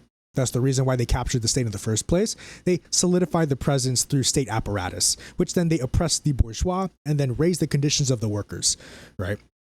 That is how we get to govern on a global, because communism is a international phenomena, and this phenomena exists within the every struggle, all struggles connected, because all of our struggles are oppressed by the same conditions, working conditions, how we produce for ourselves conditions. Yeah, project's a good thing to say. Like I say projects, experiments. Experiments is a good one, right? We called the general strike an experiment one time. Someone was like, yeah, that's great, because it is. It's a project, experiment, movement, right? Whatever you want to say, right? Project in which way you do. It's just people coming together to do the things that they want to do to make a world a better place. Hammer and sickle. A little bit of lore. Hammer and sickle. The hammer represents the industrial workers. The sickle represents the farm workers, the peasants, of which the proletarian revolution ushered under the alliance of the industrial workers and then the farmers, the peasants. Hammer and sickle. That's where that comes from. Good history lesson. So I think that everyone should be knowing that fact. When you see the hammer and sickle, know where it comes from. Know that the hammer and sickle actually come from workers, right? Because the hammer is a tool, the sickle is a tool. Yes.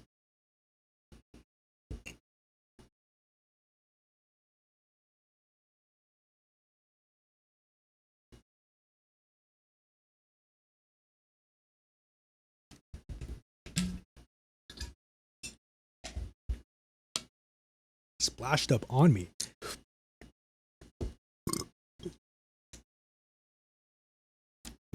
I know. I have a black one. I made these. The red one's pretty cool because it's red, but the black one's the first one I made. Black one, and then the back stretches for the headband. What I should be wearing more, and I think what I will be wearing more, is one of these bad boys right here. Ain't that the coolest decentralized mini you ever seen on a headband? Isn't that the coolest thing? Decentralized mini. I have the logo of the group that I'm a part of, PRP. Right? So, I'm just owning the means of producing shit. Like I have a little sewing machine right there, a little embroidery machine I can do that stuff with. Right? But yeah, as long as you can make any, like the flag that I showed earlier, I made that. Because I have a local fabric store near me and I have the sewing machine. I hem the sides. And then I just painted. I used a stencil. I carved a stencil for this. And I'm going to use other stuff. But yeah, it's all about what you have and what you can do. What you can share with other people. Not just the goods, but also how to make those as well. That's what I want the time bank to be. Time bank for the individual, for the person to come into a network of people who give. People who give their time, resources, and skills and know-how so that other people can also get the skinny on it. That's collective power. That's worker power. That's the people's power. That's all power to the people. That's right. That's correct. Okay. Yapping for quite a bit.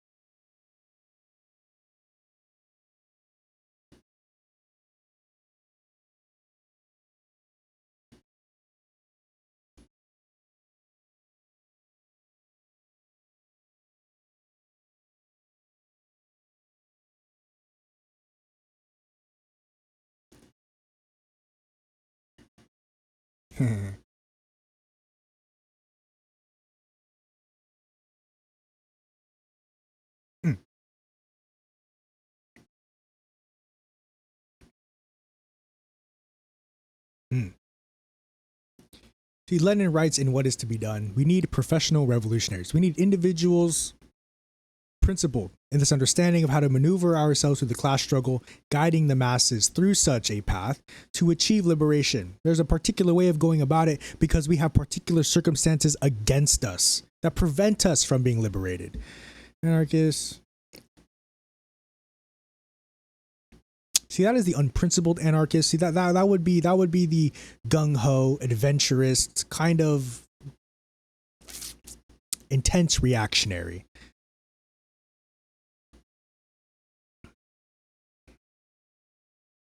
Banks that bomb. See, revolution is violent. General strike is violent. The general strike is violent systemically. Is it not systemically violent to attain a living wage for all?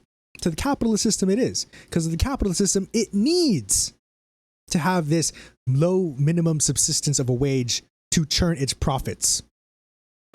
It is systemically violent to call for housing for all because then you remove that commodity from the market because it's a right then that people are just given it. It's not up for exchange or trade for a sale. It is given. That is systemically violent to capitalism. And you conduct much of this violence enough, all of a sudden the system is no longer here. Because of the relations of production and the relations at which we have our consumer goods at which we produced. See how that works? See, so the general strike is violent systemically. Okay, say that right here. GSUS is violent systemically. Our peaceful strike is violent to the system because we're withholding our labor and bringing down the knees of the capitalists, to which then we can then get the vanguard party to cut down the rope to swing to drop the guillotine. The reason we must need this.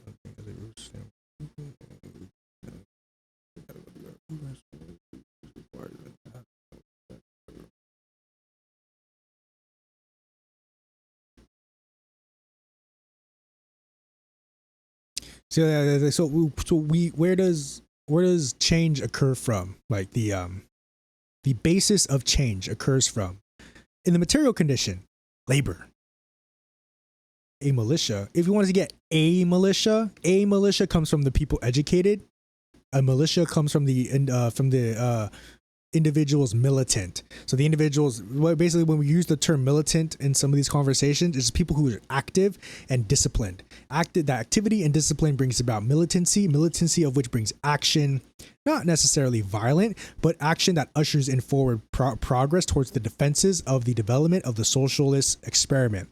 Simply put, how to get a militia, educate the individuals on how to become militant and how to not just hold arms, but defend themselves as well ideologically from propaganda. That's also being militant. A militia of an armed force comes from building coalition and having numbers, having people, right? Having a lot of numbers and people.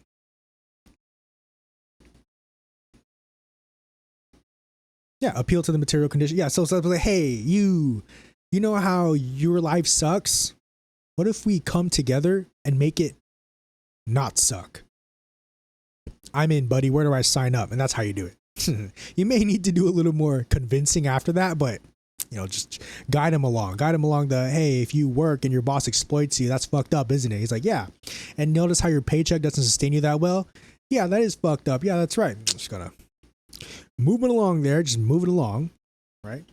As everyone is on their own journey in development, you just gotta step by step, just understand where people are at, meet them there, and then help them from where they're at, right?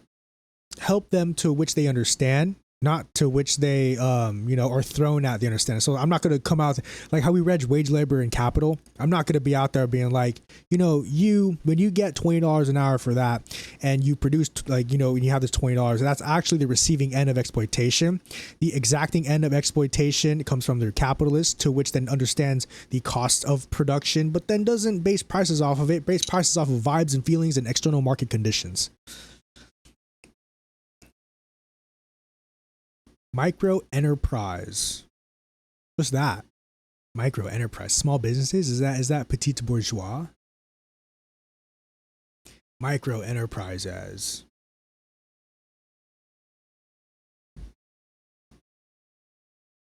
Is that what we're doing right here? Is that what we're calling the peasant? Micro enterprises?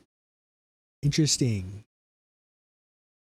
Yeah, it's just growing an army is just people coming together for a specific action. I am the petite bourgeois. Petite bourgeois. Small business owner. Right there on the bottom. That'd be so funny. I could put that petite bourgeois right here embroidered and then under it very small. Small business owner. Yeah, we raise each other because it's cyclical. It's like a spiral. We raise upon each other. So as we grow as an organization, we'll bring up other people, to which other people also bring us up.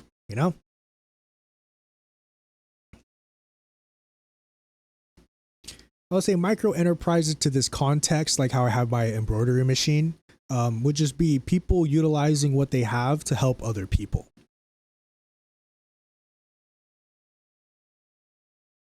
So like I have a printer. I print the agitation. I print out the propaganda that we use to agitate with, flyers, posters, zines. I'm still big on those zines. Don't think I dropped those. It's all the printed material for paper. Like I have a printer. I do that.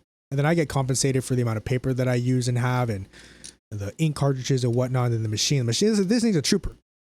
This thing's an absolute fucking trooper. This thing's already printed like thousands of pages. I barely owned it for like a couple months. Right.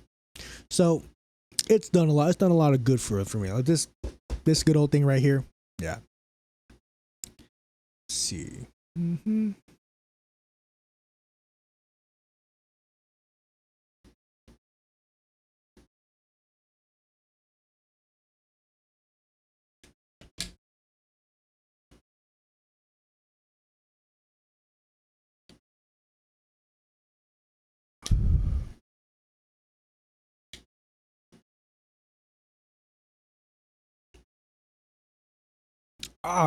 Free stores. I love free stores because it's free. There is a store. I don't know if it's in Oregon or it's in Washington, but there is someone out there who owns a free store, like an actual establishment, and it's free. And people walk in like, wait, I could just take all of this stuff off the shelves. They're like, yeah, whatever you can carry, just go ahead and take it. And they're all, really? And they're like, yeah, whatever you need, take it. Like whatever you need. It's based off need. Manufactured scarcity does something to a bitch. And what that does is that it forces you to be like, I need all of this because I don't know when I'm going to get it next. Or I don't know if I'm going to be able to procure it next time if it's still available. Like, if it's still available, I might not be able to get it if it's not available anymore. Like if it's like this big if. We produce so much where that does not need to be a thing at all. It's this manufactured scarcity that brings this about. Like, oh, what if this is gone? Or what if this, like, you know, this type of, you know, sort of what is not exists anymore because I was just too late on it.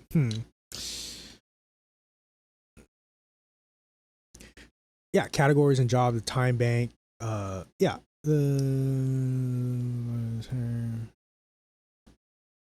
We have that category. We have a skill and resource form we can use, or we use to gather people. Can you pull from that?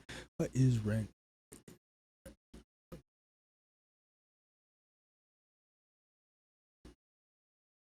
What is rent? Like, what if rent was gone?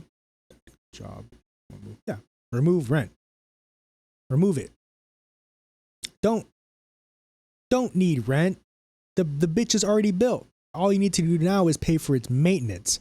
Why are you paying? This is the silly thing about landlord. Why are you paying someone for you to live? That's it. Why are you paying someone to live? That's horrible. Why are you charging someone to live too? That's weird. That's strange. That's bad. That's not good behavior. Why are you charging someone to live? Especially when that structure has been built already. Right? Oh, it's to pay my mortgage. Okay, buddy. Why can't you pay it yourself? I was like, oh, because this is my investment property. Housing's not an investment property. Housing shouldn't even be a commodity. Yeah, fuck the mortgage too. Fuck that. Fuck your mortgage. Bankers are criminals. CEOs are criminals. Landlords are criminals. Business owners are criminals. Yeah. Those are all good things. Those are a good thing to say. You can say those. Yeah. Fuck the mortgage. Fuck ICE. Israel ain't got no fucking right to exist. It's also this basic stuff. All these like normal things, right? We all have heard it. I'll say it right here. Death to the IDF. Oh, you heard that one, right? Free Palestine. Death to the IDF. Oh, loving that one. Death to the IDF. Oh, it's a vocal stem. Range. Rationalize the context differently. Galvanize radicals like your helpmates. Talking to children. Yes, new Bobby. Yeah, not hear about the guy until he said that, and I'm a big fan.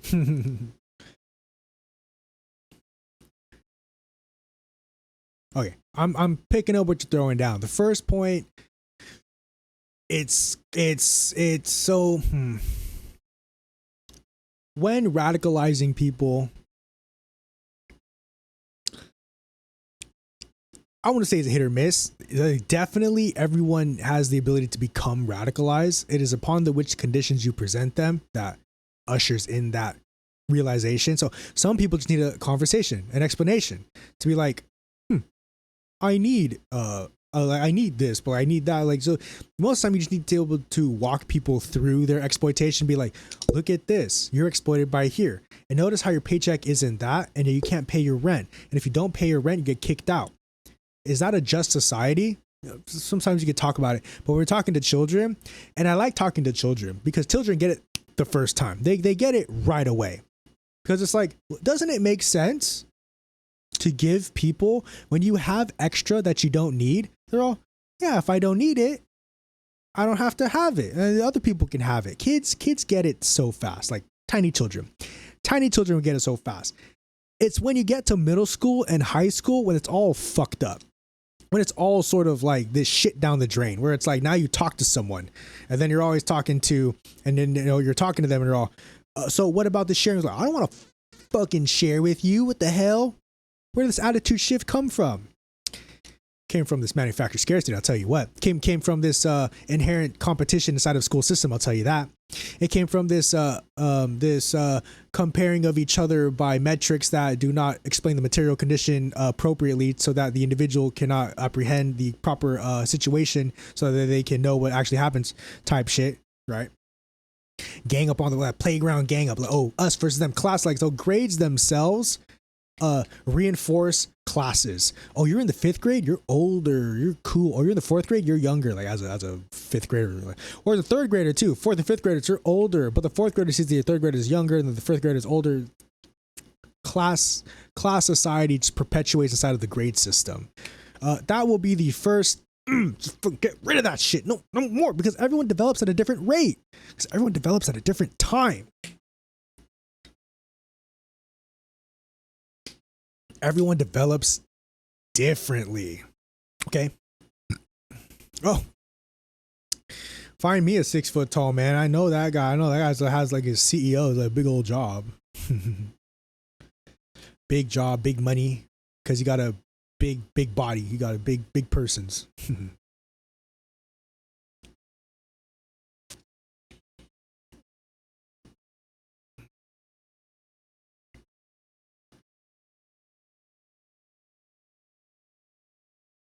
Oh yeah.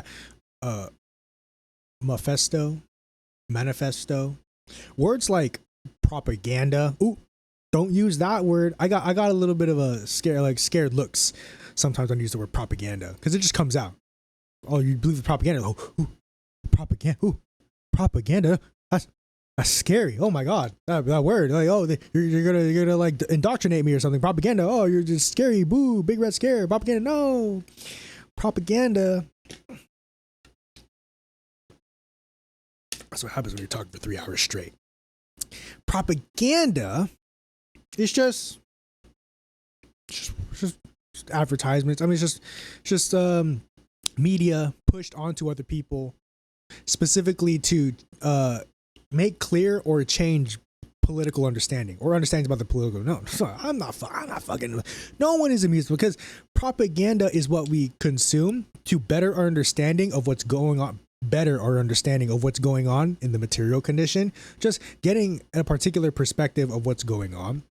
So I'm immune to propaganda. I'm immune, but like, I would say the whole entire basis of what an individual exists as, especially in a society, especially in the modern day now, is all propaganda. It's all of it is propaganda. Like how you treat certain people, that's propaganda. How you go about understanding different things, that's propaganda. It's all propaganda.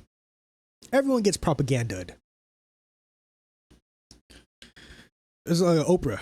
You get propaganda, I get propaganda, they get propaganda. Conditioning. Getting used to things. Okay? When people get used to seeing people in cages, it must be a normal thing. Why? Because those people are bad. They deserve to be in cages. People in cages must be a normal thing. There it is. Flawless logic. Conditioning. Propaganda. You see these so-called bad people in these prisons. Oh, every single prison, a bad person. Propaganda. Conditioning to believe that these people in prison are there for a reason, and that reason is bad that makes them bad.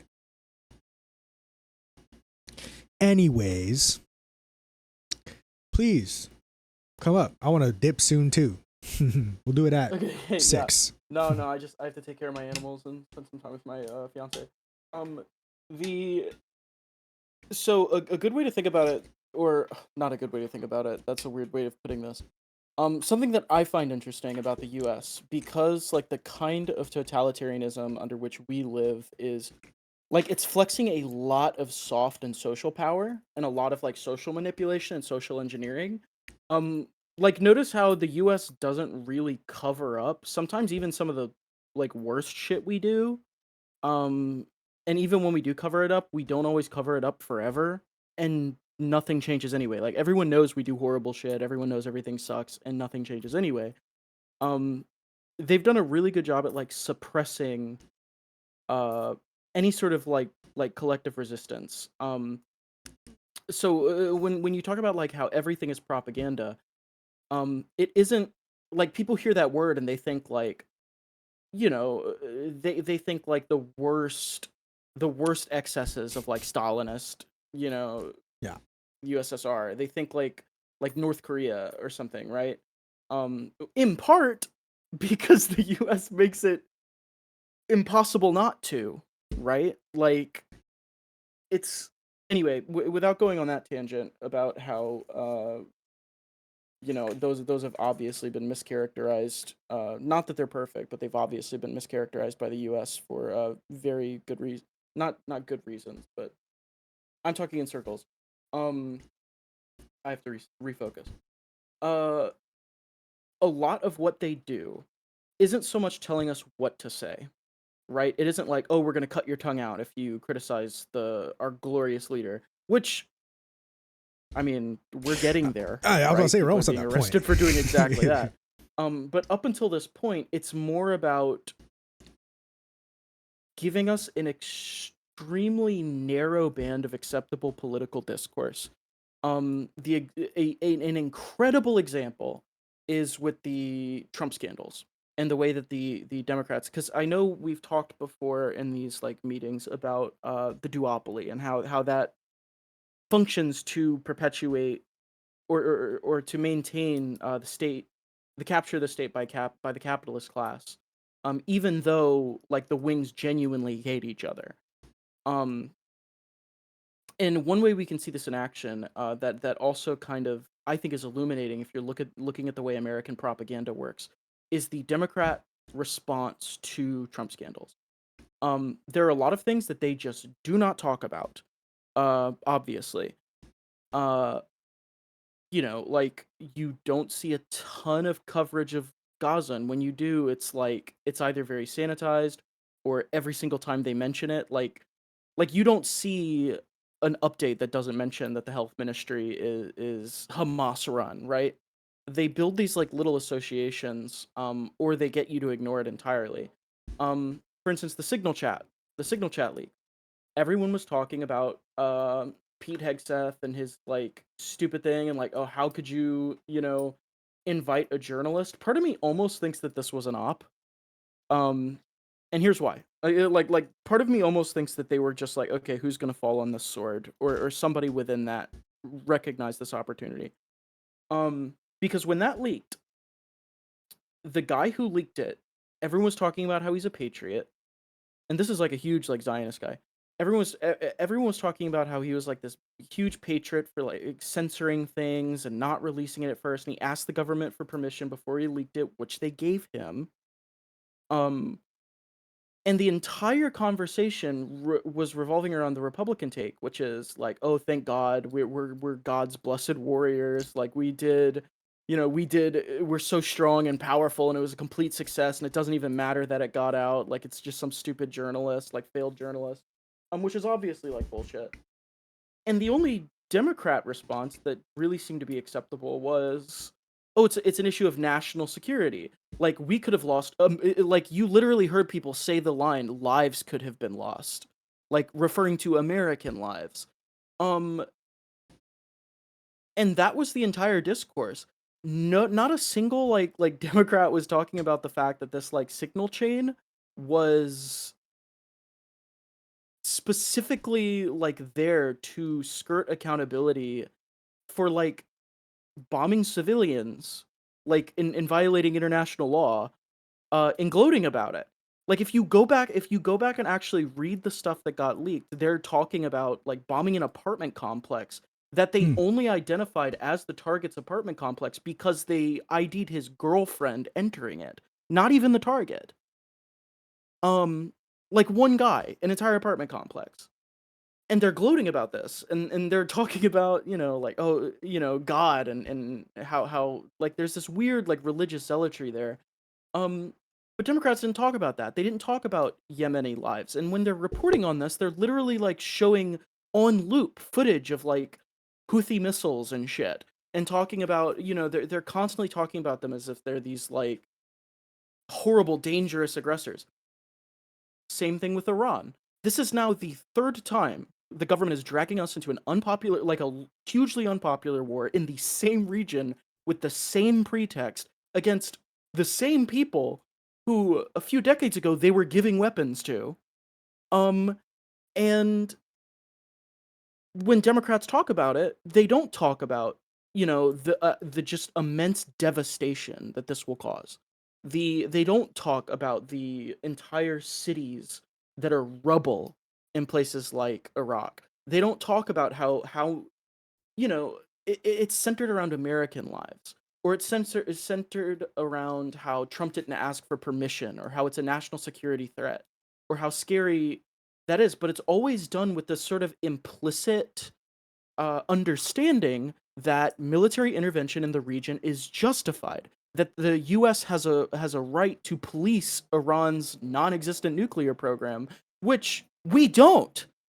Any action we take about that is internationally illegal, and it doesn't matter because we act with impunity.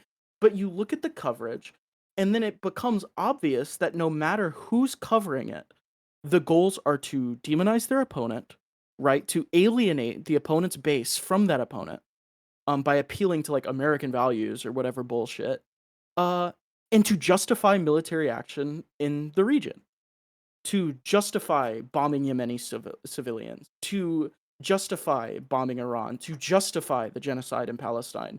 Or they just don't talk about it. They don't talk about how we've bombed like fucking Somalia or Myanmar or whatever, or how we've paid for those bombs. So for the person passively participating in this, who sees like the debates and the spectacle and the talking heads, you know, it feels like we have a rich, like broad political discussion where we can dissent and we can change things by voting for this other guy, and it feels like, oh, I disagree with this guy, when in reality they're like, you know, oh, it's just it's very frustrating. Like it feels almost like gaslighting because they don't provide another alternative. And you'll be laughed out of the room if you're like, hey guys, you know, can we talk about how this entire thing was unjustified from the jump? But like, you don't have that option. And it's not that they shut that conversation down necessarily, they just don't talk about it. Like the media is really, really bad at covering things up and telling you what to say. The media is really, really, really good at capturing your attention and telling you what to talk about. Um, and I think that is largely how American propaganda functions. It's through like it's lying by omission. It's selective news media and selective framing of these issues. Um, and I don't know. I find that hugely interesting. Because you know they'll say the line like, "Oh, Iran is like the largest sponsor of like world terrorism." Like, dude, like, dog, America is the largest sponsor of global terrorism. It is not even fucking close. Again, like a few decades ago, we were like we were giving them money, you know? Like, I don't know. It's incredible. But I'm gonna start talking in circles Well, about I will this interrupt issue. you then as you begin that very familiar to me diatribe of self-deprecation that is fully unjust. Well said, well spoken, and thank you. Sorry. And people wonder how Germany got away with what they did. We're getting away with it right now. If I can say, about the Iranian thing specifically, we not only are we like the world state sponsor of terrorism, we also stole their money. We said that if you give us money, this is during Obama's term, if you give us billions of dollars, we'll give you warships, we'll give you planes, blah blah blah blah. And then what did Obama do? Turned around and took the money and didn't deliver on the promise. It's crazy. How do you expect any country to ever take us seriously if we literally steal their money? Like to also extrapolate that, like NATO countries, we're less than a billion people, the Western NATO countries. The rest of the world is like 7.2 billion people. Like all you are doing is screaming to the rest of the world to not trust Western nations. They'll make promises, steal your money, and then bomb you later. I I don't understand how people don't get that, how they don't see like nothing happens in a vacuum. Like if you don't look at your history, you are doomed to repeat it.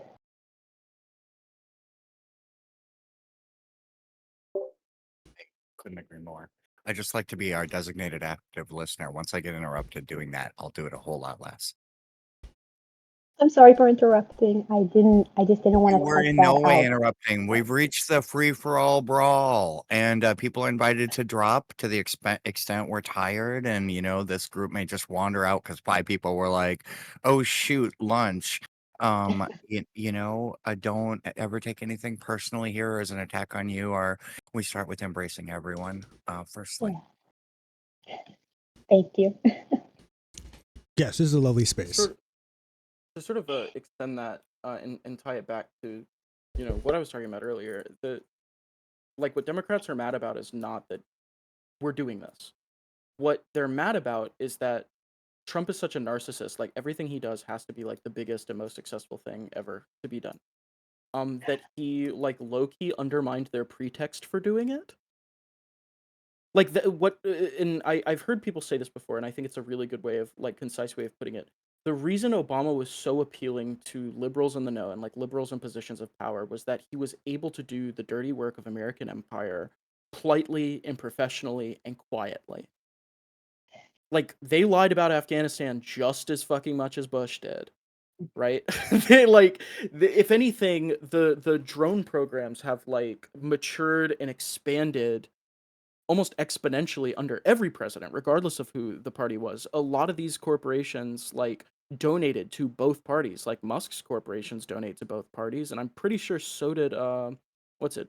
Blackwater, or is it? Yeah, because BlackRock is the real estate uh You evil you company. could you could go Like, back. mhm, I'm so sorry for interrupting. You could actually you're even good. go back. You could go back even one more election further. John Kerry, when he was going against Bush during his second term, and I'm not even that old, by the way, but like it's crazy because he basically ran on a platform of what Bush is doing is wrong. I will do it better. I will do the Yes. exact same thing. It's crazy. And then it's John Kerry had the idea and then Obama executed it. And also one last thing, I really like now that I get older, I really feel like Obama was like a psyop. Like he's a black face that did horrible shit. Horrible things. And we're all supposed to be like, good job, golf clap. Like that's crazy. He did the same The thing. whole Biden. Yes, please, you please. know the whole post-racial America thing that they not Obama specifically, and don't get me wrong, I know for a fact, Obama struggled because of racial issues, and Yes. I'm sure, and Obama did to some extent try to address that domestically at least. Um, but I mean that's part of what happened with the civil rights movement, right? They killed a lot of the leaders, and then the ones that they could, they whitewashed, and they somehow transformed like a push for actual like liberation into like lottery entry into the ruling class and like symbolic concessions to minorities without actually improving any of their material conditions. Uh, people are still imprisoned en masse. People are still poor. People still don't have health care. People are still feeling the effects of like redlining and slavery and discrimination and Jim Crow. None of that shit actually really got that much better. It's just that, they put some laws that, if you're wealthy enough to afford a lawyer to drag a large company through, the legal process, you might be able to like win some money and get your job back at a hostile company that discriminates against you. Um, and all of that shit was immediately overturned when the reactionary part of society had enough of it, right? We like all the DEI stuff is gone immediately. Like it's like literally fucking illegal now. So a lot of good that did. Um, and It's all so no, performative. I can see what you're getting at. Um, Yeah, it's all so performative so that we crush dissent. If you have a black face doing all of the evil things, you're gonna have less people like be militant about it. If you have like the flowery facade of Obama or Biden or whatever, or basically the Democratic Party, then yeah, it makes it a lot easier to do really evil shit. And like it's terrible because it still well, it depends on works. who you Like, talk to, yes, because that's what the reactionary part was like mobilized against, right? They were burning Obama in effigy because you have to that's a remember good there are point. different like contingencies here. Um, That's a I'll very also good say, point. to speak to the John Kerry thing, it was the same fucking way with like the super predators thing. It was the same way with like a lot of the anti-crime bills and the war on like drugs bills, where a lot of the opposition wasn't opposing it because it was bad. It was because it wasn't bad enough. And similarly, Like the fucking, big beautiful is it bill Kamala or today. Kamala? Is it Kamala or Kamala? I forget. There's like a right way to Kamala, pronounce it. Kamala. Kamala. Yeah, Uh, part of her campaign was saying that Iran was like this horrifying threat that she would contain and Trump wouldn't. And that is the uniparty. angle that Democrats are taking, like as a party. Uh, And they're all. I, he's talking about destroying a nuclear program that like arguably did not exist, and they're saying like, oh, he didn't destroy it. I bet it's still there. And that if they ever like seize power again, they're gonna run on that. They're gonna say, anything that happens in that region now, they're gonna say is because Trump wasn't hard enough. You know, which is insane. they, Like they're if war you hawks. if you look at it, you look at it all the way from the scramble of Africa in like 1850. Like Western nations have just systematically gone like from Africa to the Middle East, and then like they are gearing up and then stealing all of the resources, destabilizing the nation state. It's horrible. But all of this is to gear up. And I wrote it in the chat. Is gearing up for war with China. It's the stupidest shit I've ever like it's crazy. They're trying to do two things. They're trying to create greater Israel, specifically in the Middle East, for Armageddon, and then if Armageddon doesn't happen, then they're trying to do World War III with China, and it's just like, Oh, I by forgot about that. I forgot that Trump is part of that fucking what is it? That new Christian cult. Um yeah, yeah, I the forget what Christian it's called, but nationalist. like the woman who like prays over him, and if you like look up her sermon, she talks about how like they're literally like fighting demons. Like Oh not my as an god, analogy, like they're literally like their prayers help Donald Trump fight demons on like the spiritual battlefield. Like that those people are in the fucking White House. I forgot about that because I'm so hyper fixated lately on like the Palantir folk, like the fucking the Curtis Yarvins and the technocrats.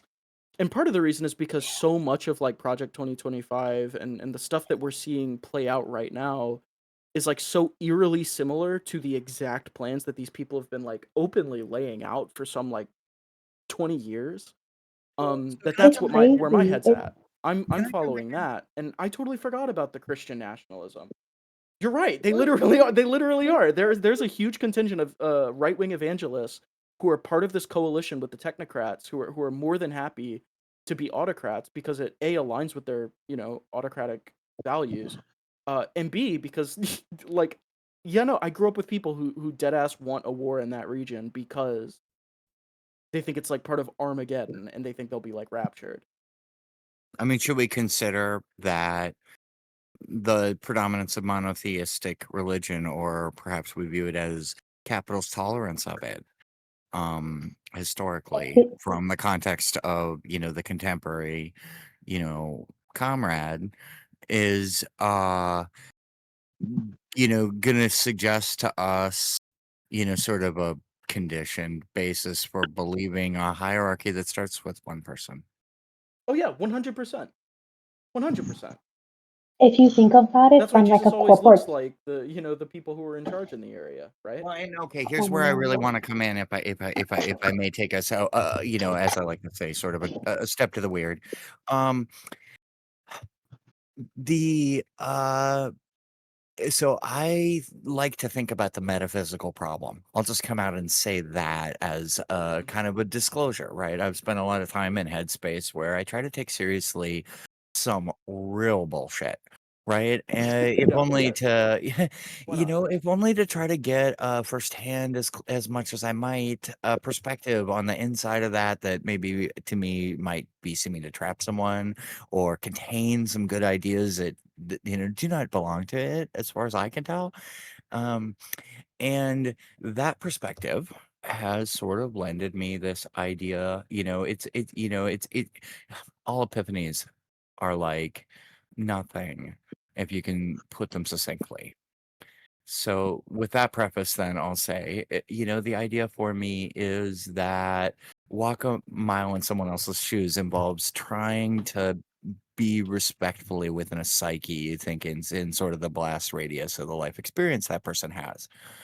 Um, and then, from there, I'll be honest and say I, have lived a life of sort of taking people apart. And joining this movement personally has been reconciling with that, no matter how much I have felt like a pretty, waiting to hear it revolutionary.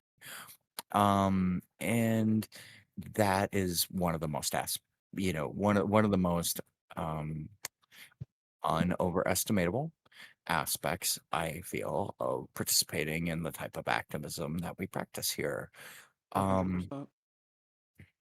you gave me a so great idea. hit it. Yes, time.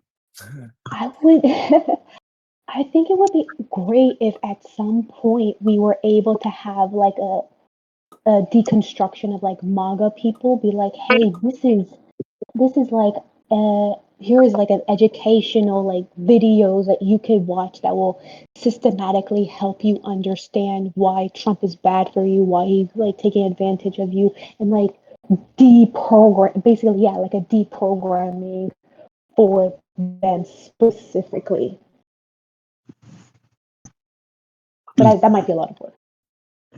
Honestly, I'd love to do the same thing for the Democrats. I feel like there's so many Democrats Oh that yeah. are MAGA worthy blue team, like bad actors in our Yeah, government vote that, blue no matter like who. I think a lot of Yeah, I mean Democrats it's the think they're on MAGA the right party. side and they might be under one of these APAC representatives and really need to understand that you've been sold a bill of goods, that they're not about diversity, equity, inclusion, farm workers, queer people, or any of the things they say they are. They've been, depriving the economy systematically throughout, you know, however many years, 8 Obama years and 4 Biden years, and every time we get a They've little been less buying power in the universe of things, and our money the goes less capital. far, and we make a little bit less money by total share.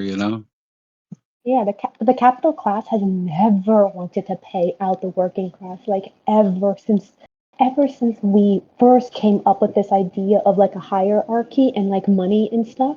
Like I can't see that like ever happening where they're like, yes, I make a lot of money and I'm going to distribute it equally and equitably amongst. Like, no, it doesn't happen. They just use it to subjugate more and more people.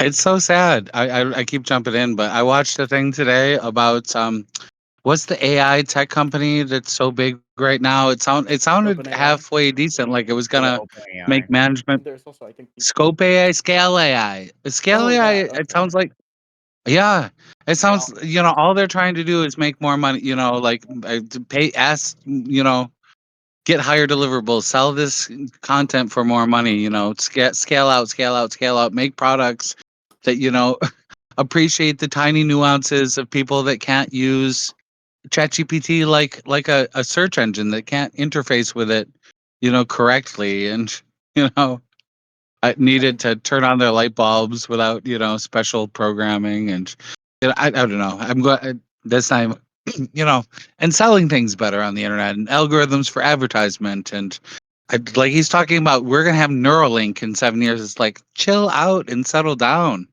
Like what if we just figured out a way to get these things and products and things that people need to people as part of an ecology that didn't depend on someone's corporate profit? Can you take a break for 5 years, for 10 Yeah, like years? Uh, imagine thinking any about amount of anything other time than from fucking dollars, focusing on right? profit and just put that profit to like human good.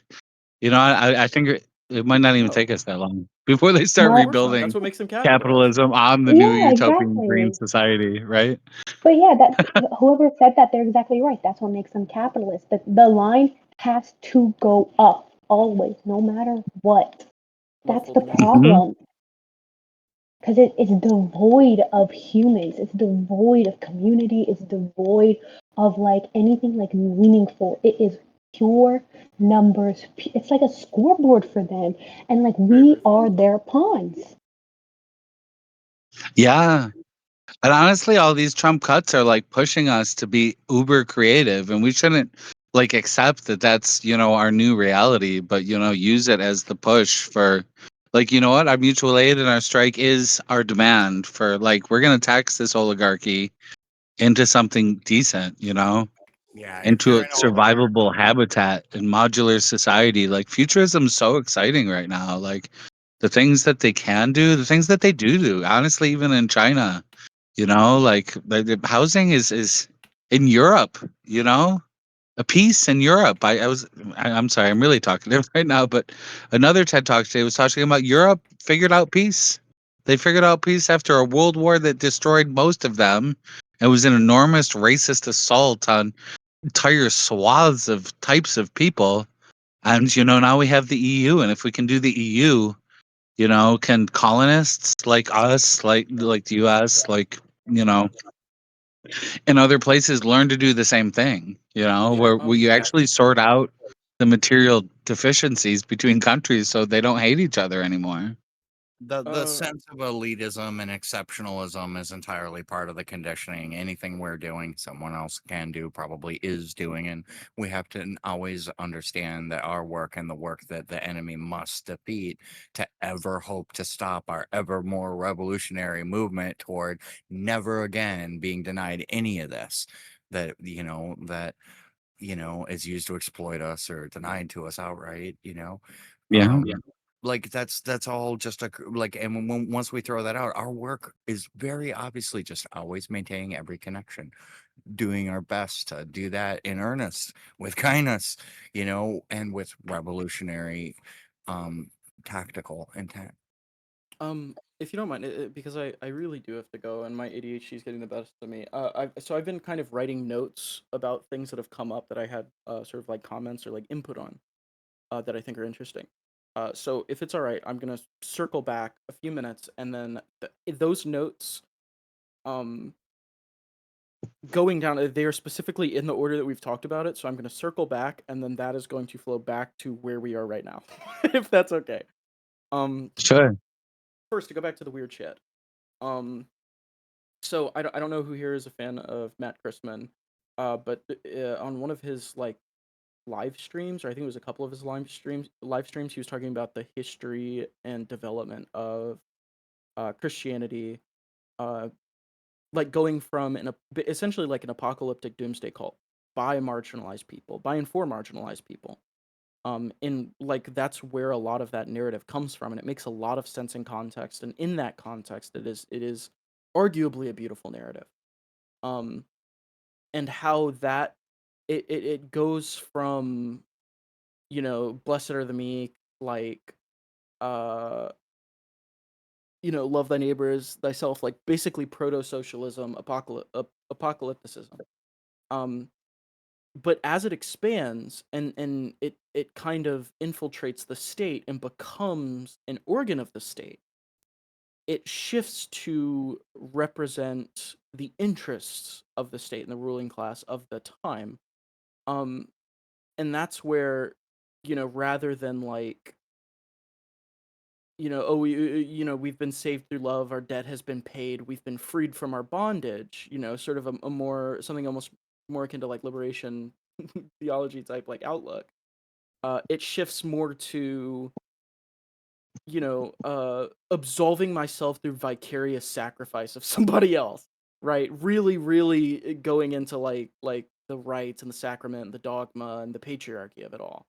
And that's where a lot of the mythos comes from, and it goes into like global wars and stuff. But when he describes it, where he sort of lands on is this idea that the religion went from doomsday cult to something in the state, and then now as it's gone to like America and it's become like American exceptionalism through things like Mormonism, um and the various Christian cults within the United States that actually have an incredible amount of influence, more than you'd think, like constant like passages in the Constitution and shit that directly reference like specific like Christian cults and give them like special recognition. um it's he calls it Christian Satanism, where it has shifted from worshiping any sort of like actual god to worshiping one's ego. And what Americans are worshiping is the state. It is America. It is themselves. It's the flag and the eagle and the bombs and the guns and the money. Always the money. And that makes like we're getting like the prosperity gospel stuff and the televangelists with the gold chains and private jets. Like it is ego worship. And watching it, tracking that development over time is really interesting. So that's what I was thinking of when you were talking about oh, do you think it's interesting that like the monotheistic religion with like sort of a paternal celestial dictator, is intentional? It's absolutely intentional. The framing of it is absolutely intentional because for a long time in history, only a very select few people were allowed to read it and interpret it and preach it. And you just kind of had to listen to them. And under that system, we had people fucking, buying absolution for their sins and shit like that. We had the rape and assault of like women and ethnic and religious minorities, like not only not punished, but like systematized and institutionalized. We had the fucking Inquisition and the Holy Wars and invading entire countries where people got rich off of it. But it was they recruit the poor, the people who starve, right? Because the winners starve and the losers starve in war, like always. But those people are going out and being made to fight, like in the name of God. It's absolutely 100% intentional. And from there, I was thinking, okay, well, what about like weird religion? And y'all were talking about AI.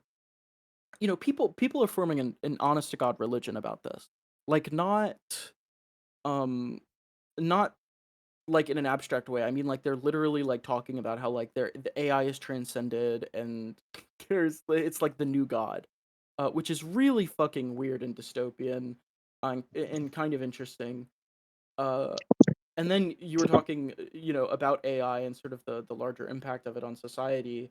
I don't know if y'all are aware, but like within the past like week or two, they swore in a bunch of fucking AI company, like tech company, like chief technical officers as lieutenant colonels in the fucking military.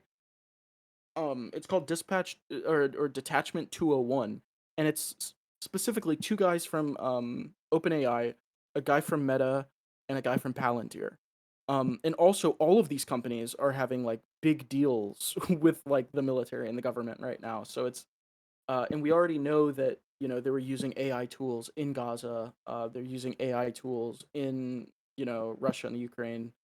um like wars all over and police all over have been using like these companies to build like systems of mass surveillance and like automated killing, uh That which I sounds like think fear that's mongering, but again, I have to remind you, a few days ago, 4 AI chief technical officers were sworn into the military as lieutenant colonels to be senior advisors to the fucking military. So it's not fear mongering. That's the reality that we live in. That's Which also made it's me also start. Oh yeah, go ahead. Because I had 2 more points, but go ahead. I'm so sorry. That's why that is why I'm personally scared of like AI coupled with like them trying to get rid of the lower courts nationwide injunction. Like all of the moves that this fool is making is like I'm staying in office forever, and I feel like the AI portion is like a lot of people are a lot of normal people are not paying attention to. Like I feel like we are because people are so like AI can do everything. Like they don't realize how much power they are giving to AI, which then is giving even more power to our government to like fuck us over. And Which is it's really crazy. It's crazy how much they're willing to give to them. Please continue. yeah, no doubt. Because like people don't actually know what AI is or how it works. Um, and the thing that AI, the one thing that AI is like super super good at, other than basically simulating like human speech, and human expression, is parsing unfathomable amounts of data. So, you hear a lot of, again, to talk about the doomer stuff before, you hear a lot of leftists talking now about how, like, oh, we could never do a mass movement because we live in a mass surveillance state. Well, that's because we have access to instant mass communication, which is something that, people who weren't, I can guarantee you, if they could, they would have had mass surveillance before. Um, but up until now, the benefit of that is that you get lost in the noise. There's so much going on that it's impossible for people to parse. But that's not necessarily the case if they automate it with AI that's trained on these models. That's not the case. They have been spending decades amassing the database. They've spent the past couple decades um, building the tools to weaponize it. And that is the shift that people, I think, don't realize is coming. It's not that like AI is super smart. We should not be letting AI make decisions. It hallucinates. It's not conscious. It's not making conscious fucking decisions. We should not be asking AI who to kill, like, because it's not going to tell you who to kill. It's going to construct a response about who to kill that simulates like how a human would phrase it. Um, but it's terrifying in its own right that people are doing shit like that. But what it is really good at is understanding like statistical relationships between like discrete points of data, like an unfathomable amount of data that like human beings cannot process. Um, Data such as video footage of everybody, or the way everyone uses their phones, and what they type and who they type to, and like who clicks on what videos from where, etc. Um, and that is,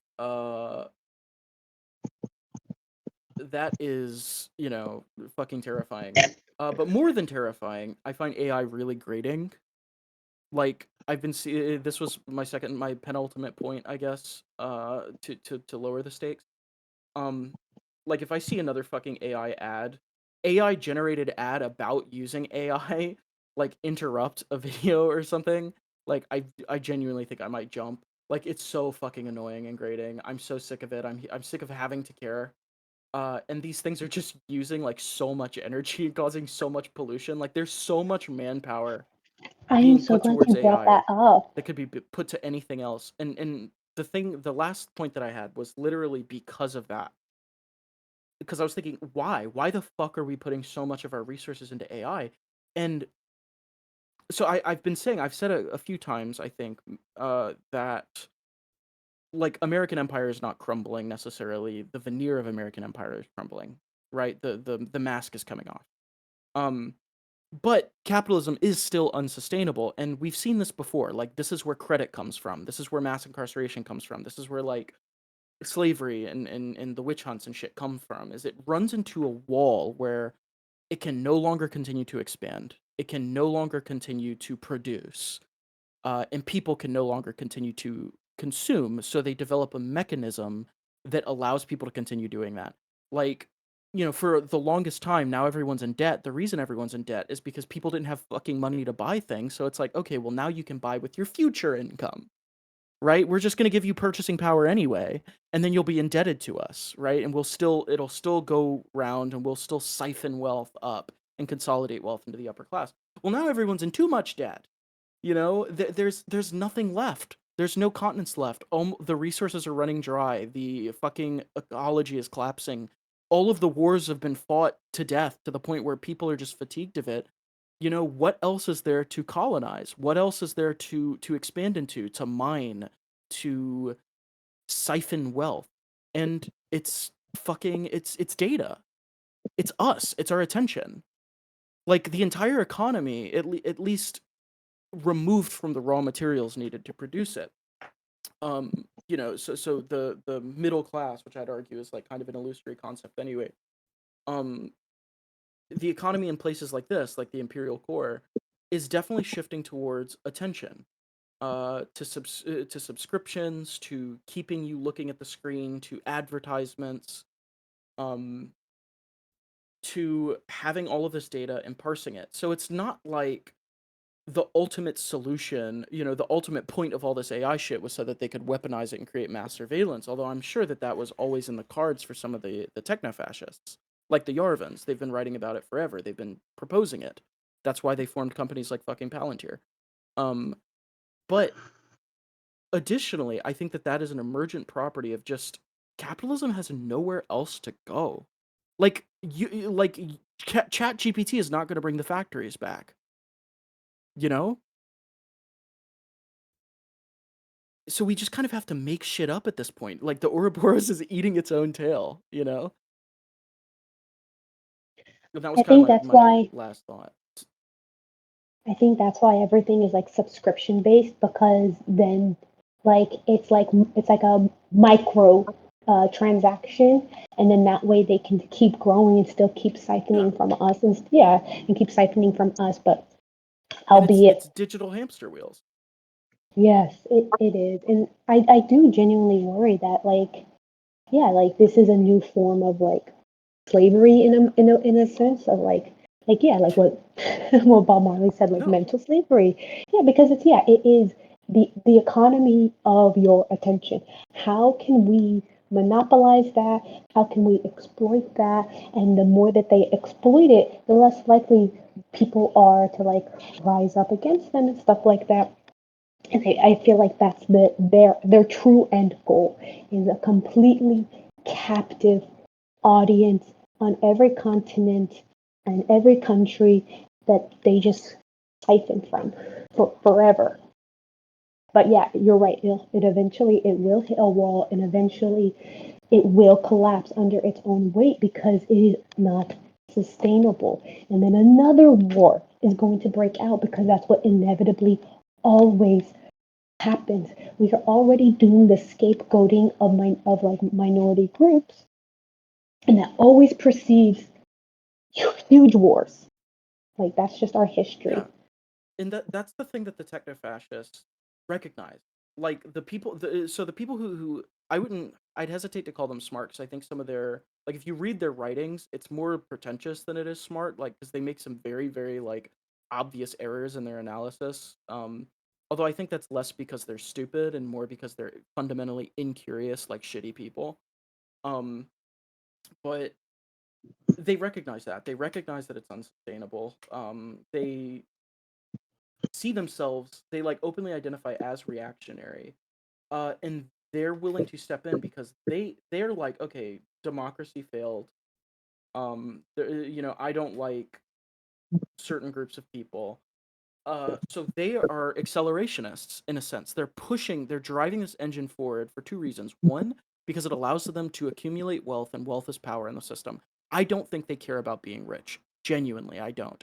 I think they care about having power and mechanisms so that when it inevitably collapses, they've already crushed any resistance. They're already in a position to carve the country up into like little bits and pieces, and rule over them as like feudal lords. Um, and that's not that's not me speculating about their motivations. That's what they've said, right? They've been saying it for decades. which is insane to me because these are people who have been invited to the White House. Like, these are people advising the President of the United States right now.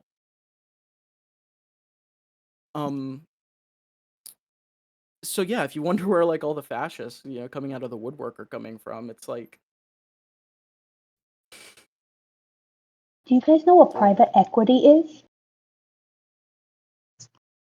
Oh my God, are you sure you want to get us started? So, I'm a I have to technology go. I nut. have to go. I'm sorry. I know Okay, I've been so speaking a lot. I Wait, just wait, have to wait, get no, my wait. thoughts up. to you, Squish, before I respond to that, then let me just say what a Yeah. pleasure it was hearing from you today and exchanging thoughts. Same. Yeah, and what a fine voice to meet in the community. Just like every time I join here, I look forward to delving into many of these topics much further. Yes, Likewise. same. I've been enjoying Yes, talking to people here. I've been trying to uplift people. I think that's kind of our goal, is to activate and inspire and mobilize people. So I've been really trying to fight against some of the negativity, and like really I want people to feel empowered. And I also just have an interest in these topics, so it's fun for me to talk about it. I like being in a space of like-minded people who are curious about this. Some of some of the people here are like incredibly educated, like way more educated than I am. So I'm getting to learn from them, and then there are people who are learning, and they genuinely want to learn. And I can't think of a better way to deepen my Well, understanding, for what it may be and worth, deepen my you resolve than you teaching are yes. and talking to them. you are 100% So correct. That is the foundation of all that we do here. Is if I can do nothing but inspire two more people that belong in sessions like this one to join them for and sure. get some fraction of what I got just from your remarks, uh, that's probably the meaningful contribution that represents getting there. For sure. I And then we feel got to go terrible. I out. do. Then we got to Yes, go outside, offline, and do the work. yes. That's the next Uh, step. Agreed. I do Hey, need to can I get give a quick going. plug? Uh, I'm talking to a friend right now. I'm in Buffalo, and he's got a thing called Buffalo Coin, and he says if you go mine it, eventually it'll be worth money. It's probably better if you live in Buffalo, but I don't even know what the hell. Never mind. Thanks. Thanks, I'd say Karl. it's a crypto. Like I guess someone's gonna do the cool crypto thing that helps me understand how crypto works. I've heard, you want to finance, a little micro project and you want to like keep track of your time bank and how much people invested and when it pays out and the real money meets with the fake money and it's all, All money's fake. it's all pieces of The only paper All that do money is fake here. economics and if it's not a Bitcoin stupid blockchain, if it's the whatever truncated that it's really not environmentally, that's a red herring, kind of like a lot of the AI stuff is, like actually the AI scary problem is the surveillance and the weaponizing and the monetizing and the brainwashing and the propaganda and the And the harm to information the control. environment. And yeah, the environment almost isn't the big primary driver. It shouldn't be, like the environmental problems are so solvable by engineering, Because they don't that it's know how just to make money off capitalism. of it. Oh yeah, they make less money. Yeah, if you put a geothermal ground loop to cool your water use, and you have to drill deep under the ground and make complicated fields for, dissipating excess heat of your, that's far less expensive than pulling fresh water from the ground and evaporating it into the sky. And it's capitalism making the pollution problem. If we So were, If you one more really yeah. think remark, and about then I it, have to head there. out. Oh, Oh, sorry. you know what? Yes, I. People keep talking over you. Go ahead. No, I'm so sorry. Thank you. I I do. was Okay. so Yes, yeah, it was so I. tangential. Continue. I yes, I'm so sorry. I just wanted to explain the reason why they invite these people to the White House is because they're all private equity. 88% on both sides of the aisle take money from private equity. If if if 88% of our Congress is at like basically audience captured by private equity, of course that's why all of this shit happens because they are serving their base. Their base is private equity. For sure. It's in everything. So like, Um, Yeah. no. so the root of most problems is because there are rich fucks that don't care, and it's just how much is the public gonna make us think about it, and can they get away with it? And I heard somebody say something, and I'm sorry I interrupted. Please go, whoever No, you're spoke. fine. I think people interrupted you like 6 times, which was painful. I'm really used So So to many I'm it. people gonna like loses I'm my gonna train of make an thought. OPSEC. I'm gonna make an OPSEC fail while also making the social fail of interrupting a bunch of people who are having a wonderful conversation about the courtesies Don't make an of obstacle interrupting. fail. Here it comes. I was noticing earlier and wanted to share that we have been using a slight shibboleth, which might be a term of art almost in operational security. Um, as something that, it's like this comes from biblical context, and we have the idea of the Roman guards that cannot deign to pronounce the word shibboleth, and so cannot copy the passphrase to gain entry to the camps and are captured, sustaining I don't know, Moses and some people. I don't let's not go there. So from this idea and through the course of the conversation, I was noticing um that we use this idea of courtesy and touched with some humility, and I had further time to consider that is because we are humble before a set of principles we have not quite fully flushed out, and we all know it. And so each of within us, from the perspective of a speaker imagining multiple audience members, um has to reason with the idea that someone here is about to take us to task on these principles, putting them together in a way we haven't yet considered, and frankly informing our whole like good faith basis to get to the meeting. Like this is hard, and we're playing for keeps here, and that is where the power of a movement that controls the parts we cannot talk about with law, um especially over generations and centuries, and especially across these moments of tumultuous vitality in terms of change that we have come to celebrate, but then critique as the eye of history has turned its lens to making sure there's always enough nuance that any important consensuses are not the focus of conversation. Bro, you need to do a Substack, and then have like a GSU Substack. Like the way that you speak is quite eloquent. So, you know what I mean? Like, Yes, I do. So I started writing a book since I met all of you fine people. I started it within the last 72 hours, and I've written 5,000 words. It's called Kind that's Listening. amazing. Yeah. I like it. Thank you for all of the inspirations and, in fact, the very words that I'm picking out of the air to fill this thing with. For sure. I happy to collaborate. Yes. through conversation and self critique.